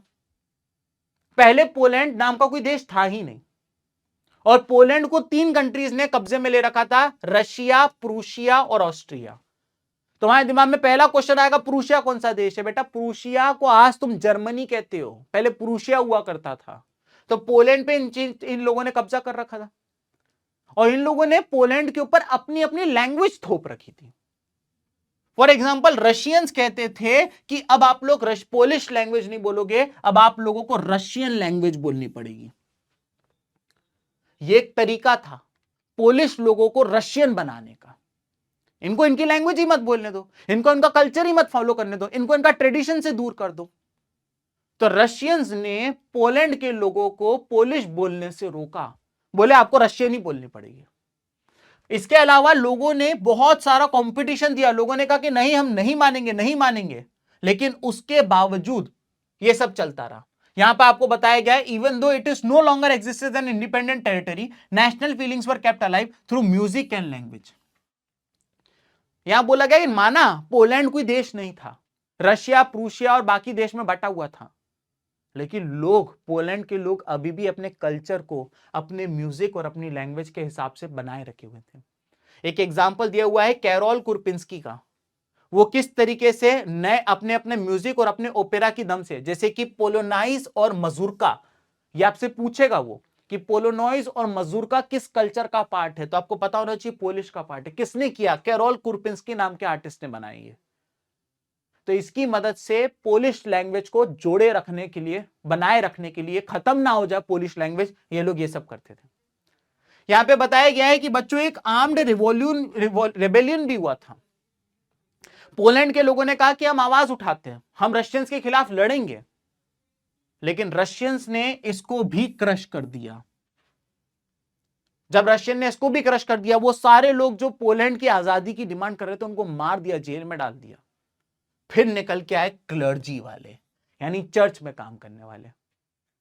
ये लोग क्या करते थे, बाहर तो पोलिश लैंग्वेज बोलने नहीं देते थे रशियन लोग, तो ये चर्च के अंदर जो भी सरमन करते थे, जो भी प्रेयर्स देते थे, वो पोलिश लैंग्वेज में देते थे। वो बात अलग है कि बाद में रशियंस ने इनको भी पकड़ा और ये चर्च के लोगों के ऊपर भी इन लोगों ने इनको भी उठा के जेल में डालना शुरू कर दिया। लेकिन सोचिए, एक लैंग्वेज को बचाए रखने के लिए लोग किस लेवल के तक चले गए ताकि वो लैंग्वेज खत्म ना हो जाए। अनफॉर्चुनेटली हमारे भारत में आज बहुत सारी लैंग्वेजेस हैं जो एकदम खत्म होने के कगार पे हैं, उनको सीपीआर देना पड़ रहा है, वो मर जाएंगी, एक दिन खत्म हो जाएंगी वो। लेकिन आपने देखा पोलैंड के लोगों ने भले ही जेल जाना पड़े, भले ही मौत हो जाए, लेकिन अपनी लैंग्वेज को बचाने के लिए किस लेवल तक चले गए वो। तो ये थी आपके सामने दोस्तों पोलैंड की कहानी। इसके अलावा यहां पर आपके सामने दी हुई है दोस्तों जर्मन सिटी में पैदा हुए एक अंकल की कहानी जिनका नाम है ग्रिम ब्रदर्स। ये जो ग्रिम ब्रदर्स थे ये जर्मनी, अब मैं अभी आपको बता रहा हूं ये सब क्या चीजें चल रही हैं। अब जर्मनी को आजादी दिलवाई जाएगी, लेकिन जर्मनी की आजादी तक पहुंचने से पहले कैसे एक बिल्डअप बनाया जा रहा है, कैसे लोगों के अंदर नेशनलिज्म बनाई जा रही है, वो सिखा रहा हूं मैं आपको। ग्रिम ब्रदर्स जो थे, ये ग्रिम ब्रदर्स ने क्या किया, ये गांव गांव ट्रेवल किया करते थे। ये 6 साल तक एक गांव से दूसरे गांव ट्रेवल किए, गांव में गए, लोगों के पास बैठे, बुजुर्गों के पास बैठे, उनकी स्टोरीज सुनी, उनकी स्टोरीज को लिखा कहानियों में, और इन्होंने उन कहानियों को कंपाइल करके बुक बनाई। भाई एक सिंपल सी बात है, मैं जब छोटा था मेरी दादी थी, वो दादी मुझे कहानी सुनाया करती थी। दादी चली गई, वो कहानियां चली गई। आज भी अगर आप गांव जाओगे तो गांव के लोगों के पास कहानियां होती हैं कि बेटा ऐसा हुआ करता था, ऐसा होता है, वैसा होता है, ये मंदिर की ये कहानी है, ये मस्जिद की ये कहानी है। और इन्हीं कहानी को समेटने के लिए, कंजर्व करने के लिए ग्रिम ब्रदर्स 6 साल तक एक गांव से दूसरे गांव गए। धीमे धीमे करके जब इन्हें स्टोरीज कलेक्ट करी, सुनी, लिखी, तो इनको समझ में आया यार हमें भी हमारा एक देश बनाना चाहिए।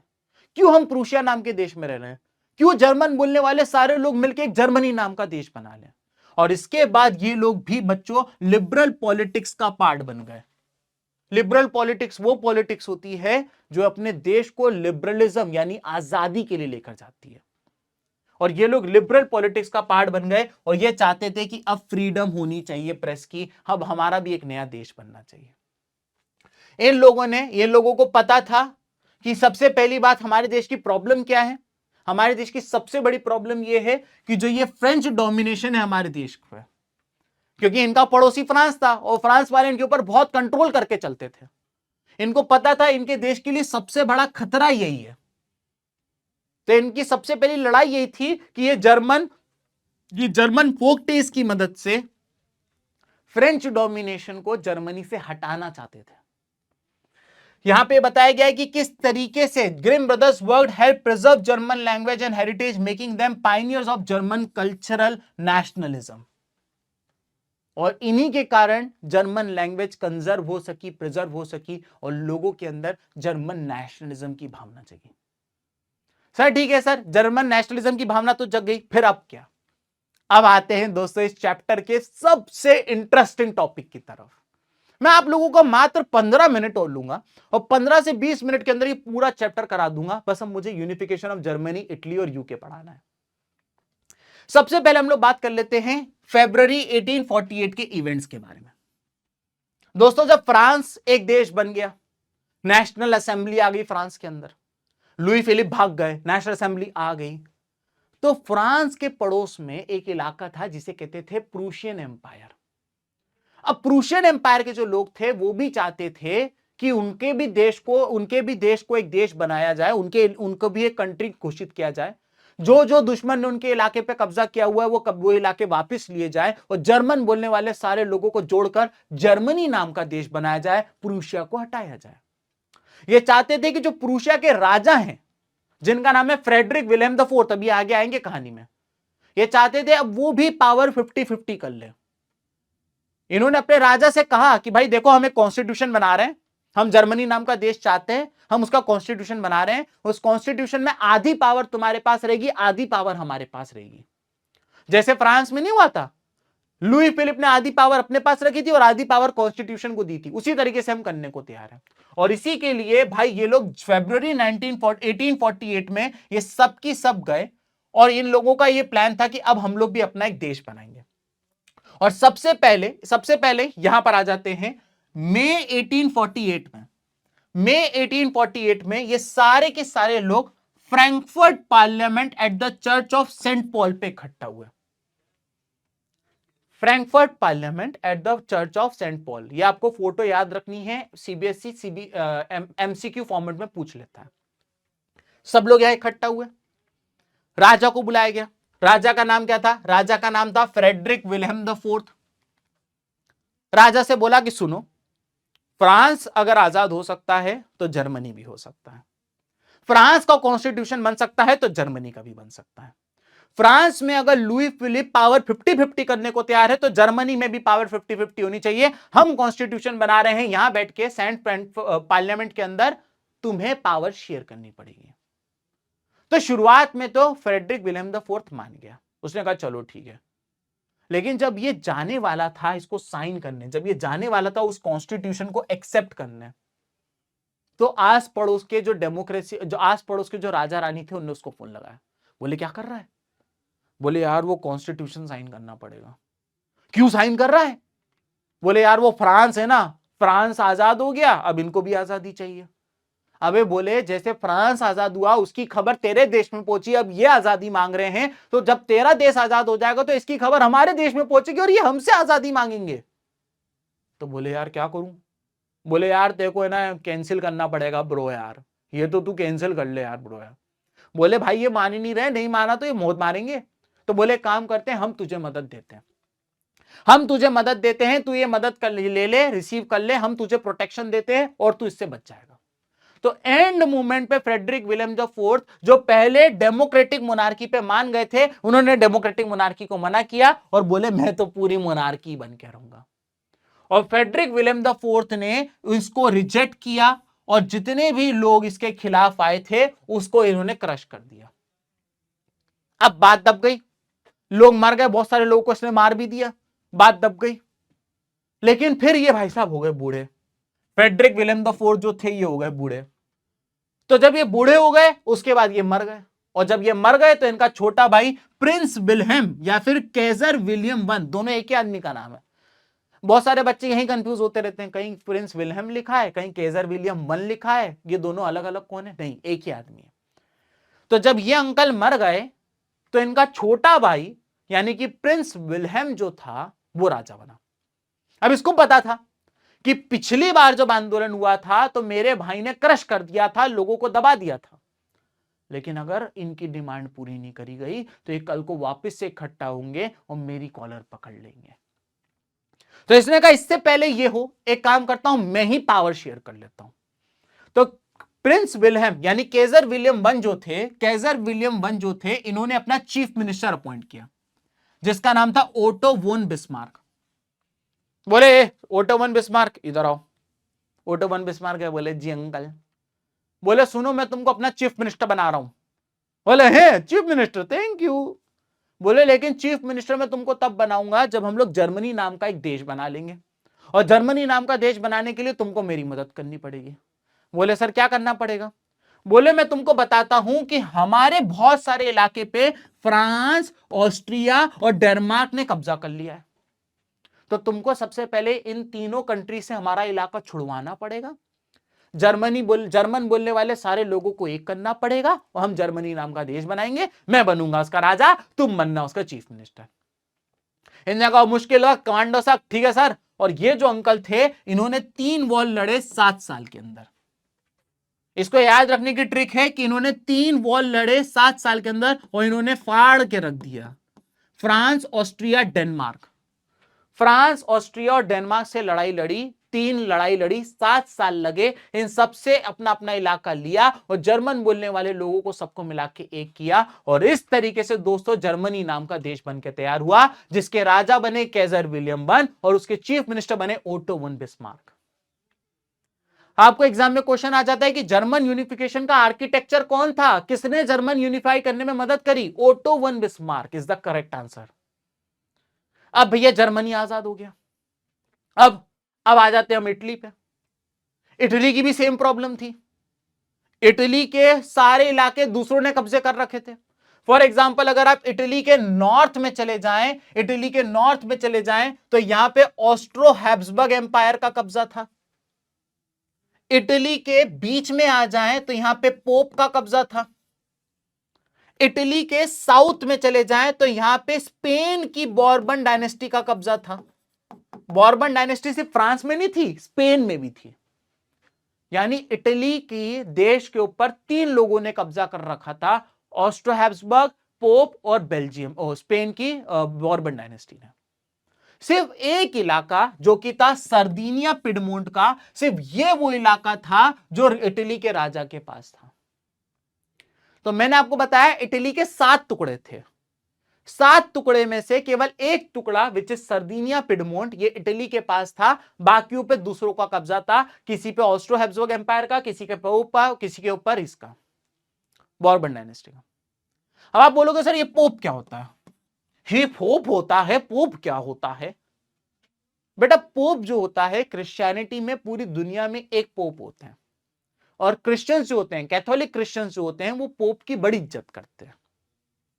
अब जो पोप होते हैं ये एक जगह पे रहते हैं जिसका नाम है वेटिकन सिटी, और ऐसा माना जाता था कि पोप सबसे ऊपर होने चाहिए, इनके ऊपर कोई नहीं होना चाहिए। तो इटली के बीचों बीच में आता है वेटिकन सिटी। इटली के बीचों बीच में आता है वेटिकन सिटी, और यहां पोप रहते हैं। अब पोप के ऊपर तो कोई हो नहीं सकता, लेकिन इटली का तो कोई एक प्राइम मिनिस्टर होगा, कोई प्रेसिडेंट होगा। तो इसीलिए वेटिकन सिटी को एक कंट्री घोषित कर रखा है, ताकि उस कंट्री के लीडर पोप बने रहें और उन पोप के ऊपर कोई ना रहे। ये इटली के बीचों बीच में आता है। इसकी कोई आर्मी नहीं है, आर्मी की जिम्मेदारी इटली की है। इनकी कोई खुद का कुछ नहीं है, सारी जिम्मेदारी इटली करता है। बस नाम का इसको अलग कंट्री बना रखा है ताकि इसका लीडर पोप बने रहे, और पोप जो होते हैं वो कैथोलिक क्रिश्चियन के सबसे ऊपर की पोस्ट के होते हैं। ठीक है, तो हमने अभी ये समझा कि भाई पूरे इटली को 7 टुकड़ों में तोड़ रखा था, 7 डिवीजन कर रखे थे। इन 7 डिवीजन में से सिर्फ सार्दिनिया पिडमोंट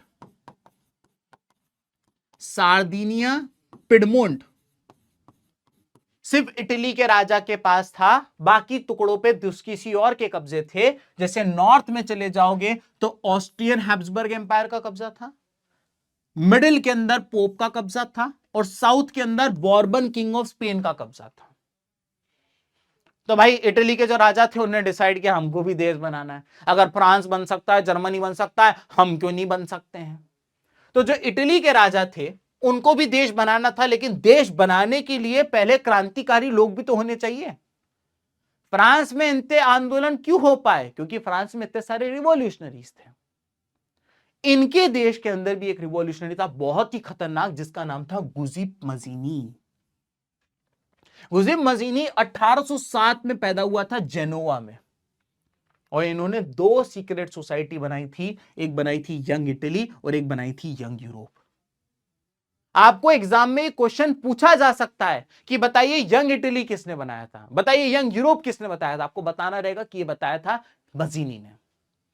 मज़ीनी का मानना था कि God had intended nations to be natural units of mankind. Mazzini कहते थे कि प्रभु का, ये ईश्वर का, ये मानना, ईश्वर का कहना है कि नेशंस जो होते हैं वो एक यूनिट होने चाहिए, एक यूनिट ऑफ मैनकाइंड होने चाहिए। सारे एक नेशन के लोग एक होने चाहिए, ऐसा नहीं होना चाहिए किसी नेशन के ऊपर किसी और का कब्जा हो। मज़ीनी इतना खतरनाक आदमी था कि इसको मेटरनिच जो था वो most dangerous enemy of social order कहता था। याद करें मेटरनिच कौन था? मेटरनिच मैंने आपको बताया था ऑस्ट्रिया का चांसलर था।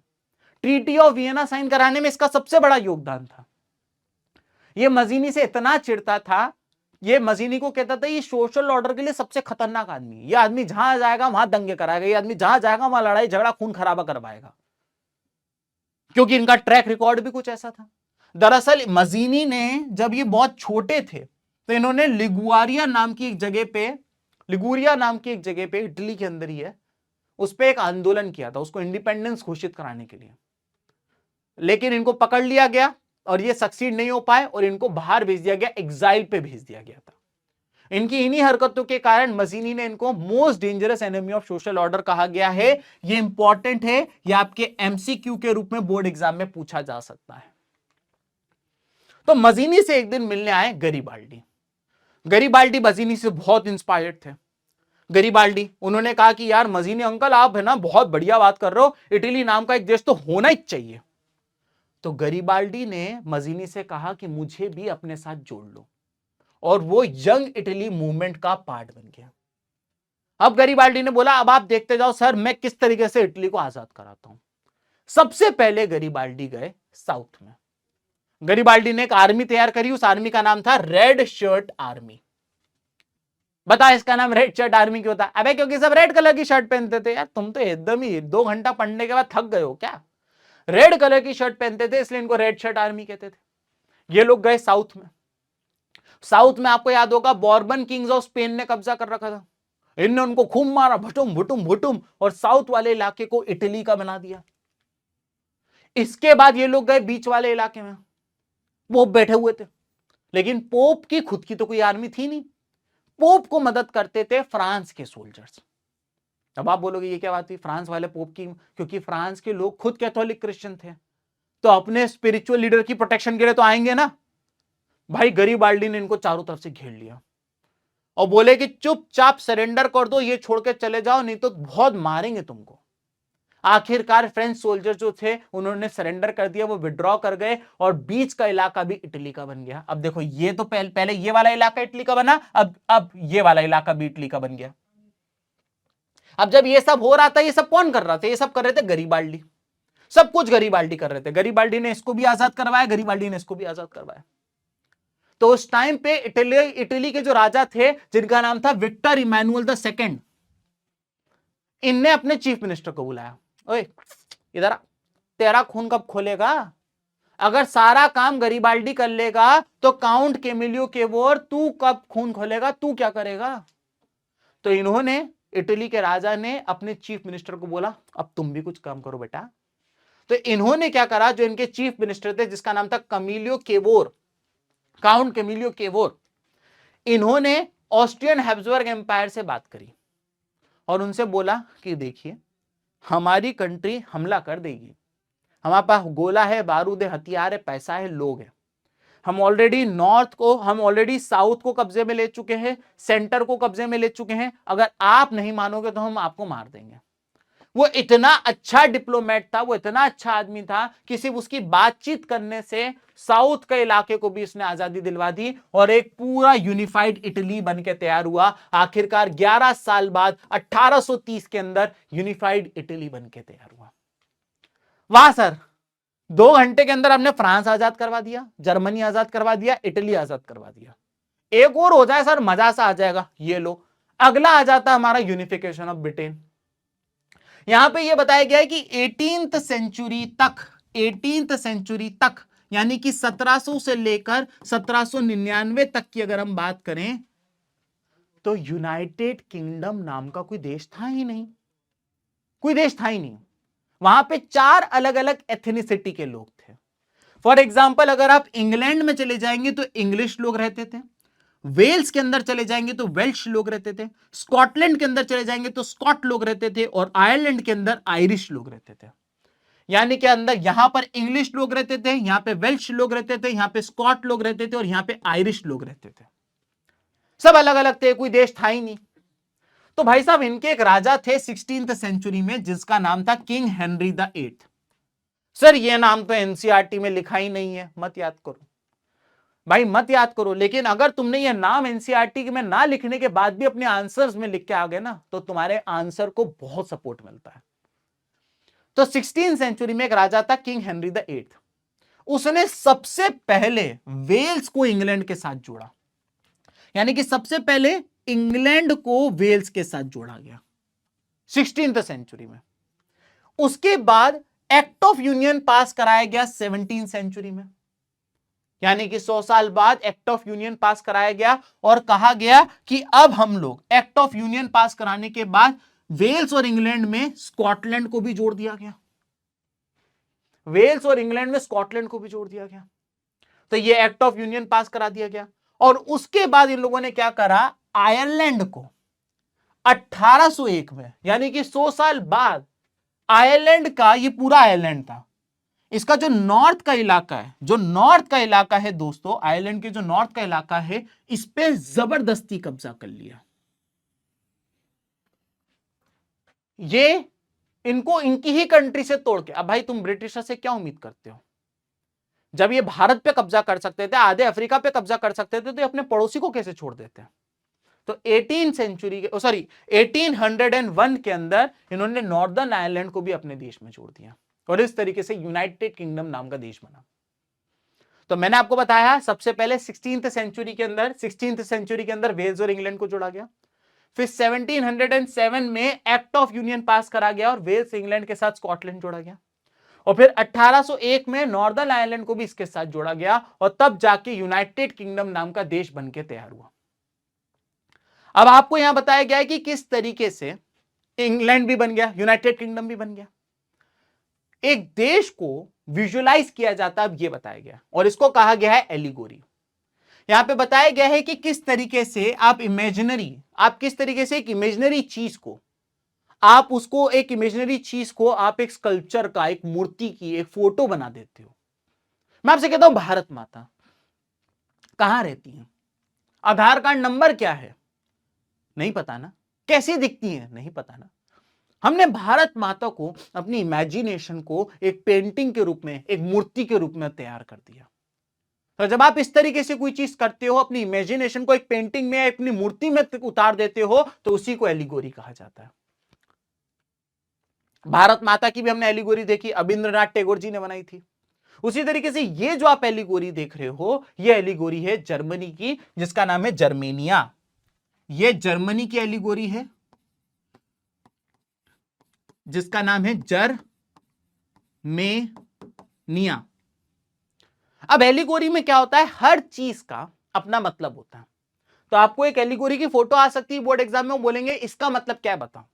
आइए एक एक करके समझते हैं। सबसे पहली बात यहां पे ये बताई गई है कि इस एलिगोरी ने एक स्वॉर्ड पकड़ रखी है। ये देखिए, एक स्वॉर्ड पकड़ रखी है, और वो स्वॉर्ड ये बता रही है कि ये जर्मेनिया कह रही है कि मैं लड़ने को तैयार हूं, I am willingness to defend my country. मेरे देश के ऊपर कोई आंख उठा के देखेगा तो ये तलवार से ही मैं उसके साथ लड़ने बैठ जाऊंगी। लेकिन अगर आप देखें तो इस स्वॉर्ड के अंदर ऊपर एक ऑलिव ब्रांच लगी हुई है। वो ये कह रही है कि मेरे पास स्वॉर्ड तो है, मैं डिफेंड करने को तैयार हूं, लेकिन ये ऑलिव ब्रांच ये बोल रही है कि मैं अग्रेसिव नहीं, मैं पीस चाहती हूं, मैं खुद से हमला नहीं करूंगी, लेकिन अगर मुझ पे हमला करोगे तो जरूर इस तलवार का इस्तेमाल करूंगी। इसके अलावा क्राउन ऑफ ओक जो है, यहां पे आप देख सकते हो क्राउन ऑफ ओक है, जो हीरोइज्म और स्ट्रेंथ को दर्शा रहा है कि हम जर्मनी के लोग, बहुत हीरोइज्म होता है हमारे अंदर स्ट्रेंथ होती है, उसके कारण मैंने ये क्राउन ऑफ ओक पहन रखा है। इसके बाद शील्ड एंड ईगल बता रहा है कि किस तरीके से शील्ड एंड ईगल, आपको यहां पे चेस्ट प्लेट पे शील्ड एंड ईगल बताएगा, जो पावर और प्रोटेक्शन को रिप्रेजेंट करता है। और ब्रोकन चेन्स आपको नीचे देखने को मिलेंगी, जो ये बता रही हैं कि भाई जर्मनी में बहुत बड़ा समय तक हमने ऑपरेशन झेला है, हमें दबाया गया, लेकिन अब हम इसके खिलाफ आवाज उठाते हैं। तो ये हो गई आपकी, जैसे जर्मनी की एलिगोरी का नाम जर्मेनिया है, उसी तरीके से फ्रांस की एलिगोरी का नाम है मेरियन। तो जर्मनी की एलिगोरी का नाम जर्मेनिया है, फ्रांस की एलिगोरी का नाम है मेरियन। ठीक है, याद रखिएगा। अब आपको बताया गया है कि बाल्कन रीजन में क्या दिक्कतें आ रही थी। बाल्कन रीजन, देखिए सबसे पहले बाल्कन रीजन की बात करें तो मैं आपको बता दूं, यहां पर ये जो आप कंट्री देख रहे हो ये है इटली। अगर आप इधर आ जाओगे तो यहां पर आपको एक कंट्री देखने को मिलेगी जिसका नाम है टर्की।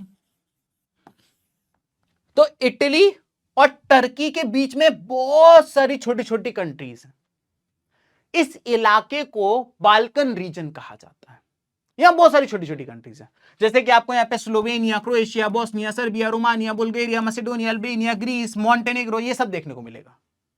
ये बहुत छोटी छोटी कंट्रीज है, लेकिन ये सब अलग अलग क्यों है? क्योंकि इन सबकी लैंग्वेज अलग है, इन सबका कल्चर अलग है, इन सबके लोग अलग अलग है, अलग अलग एथनिसिटी के लोग रहते हैं। तो ये कभी भी एक नहीं रहे, ये अलग अलग ही रहे।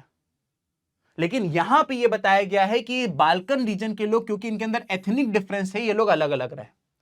लेकिन इस बाल्कन रीजन के लोगों के ऊपर हमेशा, इस बाल्कन रीजन के लोगों के ऊपर हमेशा बड़ी कंट्रीज की नजर रहती थी। जैसे रशिया चाहता था ये सब इनके अंडर आ जाए, फ्रांस चाहता था ये सब इनके अंडर आ जाए, ब्रिटेन चाहता था इनके अंडर आ जाए। तो ये जो बड़ी कंट्रीज थी, ये बड़ी कंट्रीज इनके ऊपर लड़ने भिड़ने लग गई थी। फिर क्या हुआ, इसी बात को बता रहा हूं कि जब एक कंट्री, आप जब अपने देश से प्यार करते हो, जब आपके अंदर एक सेंस ऑफ अपने देश को, आपके अंदर एक प्यार होता है, आप चाहते हो कि आप अपने देश को प्रोटेक्ट करके चलोगे, आपके अंदर एक पेट्रियोटिज्म होता है, तो उसे कहते हैं नेशनलिज्म, उसे कहते हैं देशभक्ति। मैं अपने देश को प्यार करता हूं, मैं अपने देश के लिए सब करने को तैयार हूं। लेकिन जब आप अपने देश को प्यार करते हो लेकिन दूसरे के देश को हेट करते हो, जब आपकी नजर उसके देश के रिसोर्सेस पे होती है, उसकी जमीन पे होती है, उसके लोगों के ऊपर होती है, और आप चाहते हो उसके ऊपर कब्जा कर लेना, उसे इंपेरियलिज्म कहते हैं। ब्रिटिशर्स इंपेरियलिस्ट थे, वो अपने देश को तो प्यार करते थे लेकिन वो बाकियों से हेट करते थे। उनकी नजर हमेशा रहती थी कि इनकी जमीन छीन लेते हैं, इनका सोना चुरा लेते हैं, इनका ये ले जाते हैं, वो ले जाते हैं। तो एक बहुत ही बारीक लाइन होती है नेशनलिज्म और इंपेरियलिज्म के बीच में। नेशनलिज्म का मतलब मैं अपने देश से प्यार करता हूं, इंपेरियलिज्म का मतलब मैं अपने देश से प्यार करता हूं, तुम्हारे देश की मुझे कोई फर्क नहीं पड़ता, मैं तुम्हारे देश की लैंड को, रिसोर्सेस को लूटने पे इंटरेस्टेड हूं। That is imperialism. और यही बात बताई गई है कि जो ये Russia, France, Germany, England, Austro Hungarian, ये सब के सब चाहते थे बाल्कन इलाके के ऊपर कब्जा करना। मैंने आपको बताया था ना बाल्कन रीजन कौन सा था, इस बाल्कन रीजन पे कब्जा करना ये बड़ी बड़ी कंट्रीज चाहते थे, ये सब इंपेरियलिस्ट कंट्रीज थे। तो जब ये धीमे धीमे करके चाहते थे कि इसके ऊपर कब्जा हो जाए, लेकिन फिर एक ऐसा इवेंट हुआ जिसके कारण ये बड़ी बड़ी कंट्रीज आपस में लड़ गई। और वो ये हुआ कि भाई साहब ऑस्ट्रो हैब्सबर्ग एम्पायर, देखो ऑस्ट्रो हंगेरियन एम्पायर के प्रिंस थे, ऑस्ट्रो एम्पेरियन एम्पायर के प्रिंस थे जिनका नाम था आर्क ड्यूक फ्रांस फर्दिनांद। एक बार ये साराजेवो नाम की जगह गए, साराजेवो नाम की जगह जो थी वो इनके ही इलाके में आ गई थी। ऑस्ट्रो हैब्सबर्ग एम्पायर क्या था, इंपेरियलिस्ट कंट्री थी, इस पे हमला कर दो, उस पे हमला कर दो, उस पे हमला कर दो, तो साराजेवो पे इन्होंने हमला कर रखा था और ये चाहते थे मैं साराजेवो जाऊंगा। तो इनके जो बॉडीगार्ड्स उन्होंने इनको मना किया मत जाओ। बोले क्यों नहीं जाऊं, हमारा इलाका है। बोले सर वहां पे से बहुत सारे सर्बियन नेशन के लोग रहते हैं जिनको पसंद नहीं है कि हमने उनके ऊपर कब्जा कर रखा है, वो चाहते हैं आजादी। तो बोले ऐसा कैसे वहां आजादी मिल जाएगी, ये हमारा हो गया है, हम इसके राजा हैं, हम जाएंगे, हमें जहां जाना है हम वहां जाएंगे। तो बोले जाओ फिर। इनने कहा यही नहीं, हम कन्वर्टेबल कार में जाएंगे, खुली कार के अंदर जाएंगे। उन्होंने कहा चलो ठीक है जाओ। बोले यही नहीं, हम अपनी वाइफ को भी लेके जाएंगे। बोले जाओ यार, जो करना है जाओ। तो ये आर्क ड्यूक फर्दिनांद जो ऑस्ट्रियन हंगेरियन एम्पायर के प्रिंस थे, अपनी वाइफ के साथ खुली कार में साराजेवो गए, जहां पे बहुत सारे सर्बियन नेशनलिज्म के लोग जो थे, जो वहां से आजादी चाहते थे। तो इनका काफिला जा रहा था, तभी भीड़ में से एक लड़का निकला और उसने इनके काफिले के ऊपर गोली चला दी। अब जो उस लड़के ने गोली चलाई तो धीमे से ये भागे, जब ये चलाई गाड़ी भागी इनकी, तो इनके काफिले में जितनी गाड़ी थी सब भागी। इनको गोली नहीं लगी लेकिन इनके काफिले में जो पीछे वाली गाड़ी थी उसको गोली लग गई। तो भैया ये भागे, ड्राइवर कह रहा देखो आपसे बोल रहे थे मत जाइए, आपसे बोल रहे थे लेकिन आपकी भी जिद रहती है। बोले यार वो पीछे वाली गाड़ी में गोली लग गई। बोले हाँ चुपचाप अब चलिए आपको छोड़ देते हैं। बोले नहीं नहीं नहीं, हॉस्पिटल लेके चलो, मैं उनको देखना चाहता हूं। बोले भैया गोली चली है, सीधा तुम्हें लेके जाने के ऑर्डर आए। बोले नहीं नहीं हॉस्पिटल चलो, हॉस्पिटल चलो। भैया ड्राइवर ने गाड़ी घुमा ली, हॉस्पिटल के रास्ते में थे। जब वो हॉस्पिटल जा रहे थे तो ड्राइवर ने गलती से एक रॉन्ग टर्न ले लिया और जिस गली में वो मुड़ गए, उस गली में वो आदमी जिसने गोली मारने की कोशिश करी थी वो हताशा के साथ जा रहा था, यार शिट मुझसे कैसे मिस हो गया, मेरे को मार देनी चाहिए थी गोली, पट्ट से हेडशॉट मारना था। लेकिन जब वो खुद को कोसता हुआ जा रहा था तभी आर्क ड्यूक फर्दिनांद की गाड़ी उसके साइड से निकली। उसने कहा इस बार नहीं छोड़ेंगे, उन्होंने गोला मारा, धुआं धुआं कर दिया और आर्क ड्यूक फर्दिनांद को असैसिनेट कर दिया, मार दिया गया। ऑस्ट्रियन हंगेरियन एम्पायर के प्रिंस को मार दिया गया दोस्तों। तो ऑस्ट्रियन हंगेरियन एम्पायर ने इस पूरे की पूरे चीज के ऊपर इन्होंने सर्बिया वालों के ऊपर थोप दिया और सर्बिया वालों से कहा कि तुम लोगों ने हमारे प्रिंस को मारा, अब हम तुम्हारे ऊपर कब्जा करेंगे, और उसके ऊपर कंडीशंस लगा दी। बोले अगर हमारी ये कंडीशंस पूरी नहीं करी तो हम देखना तुम्हारे साथ क्या करेंगे। फिर क्या था, सर्बिया के सपोर्ट में आया रशिया। रशिया ने कहा ऐसे कैसे तुम सर्बिया पे कब्जा कर लोगे। जर्मनी आया ऑस्ट्रो हंगेरियन एम्पायर के सपोर्ट पे कि ऐसे कैसे ये कब्जा नहीं कर सकते हैं, इनके प्रिंस को मार दिया है। और फ्रांस सपोर्ट में आया, फ्रांस और ब्रिटेन सपोर्ट में आ गए रशिया और सर्बिया के। इस तरीके से दो ग्रुप बन गए, ये दोनों ग्रुप एक दूसरे से लड़ भिड़ गए और इस तरीके से वर्ल्ड वॉर की शुरुआत हुई। अब आपके सामने यहां पर कुछ डेट्स लिखी हुई हैं इस चैप्टर से जो आप लोगों को याद रखनी है। मैंने सारी इंपॉर्टेंट डेट्स को यहां पे लिख रखा है, तो आप इन डेट्स को यहां से याद कर लीजिएगा। आइए कुछ एमसीक्यूज कर लेते हैं इसको समझाने के लिए कि हमने अभी जो पढ़ा वो आपको समझ में आया कि नहीं आया। भाई पहला क्वेश्चन 2021 का क्वेश्चन है, आपको पॉज करके कमेंट सेक्शन के अंदर आंसर लिखना है। Who among the following is known as architect of unification of Germany. कर लिया पॉज, लिख दिया आंसर। तो दोस्तों इसका सही जवाब है ओटो वोन बिस्मार्क। मैंने आपको बताया था ये क्वेश्चन एग्जाम में आता है। चलिए अगले क्वेश्चन पे जाते हैं। विच of the following is true about female allegory of France.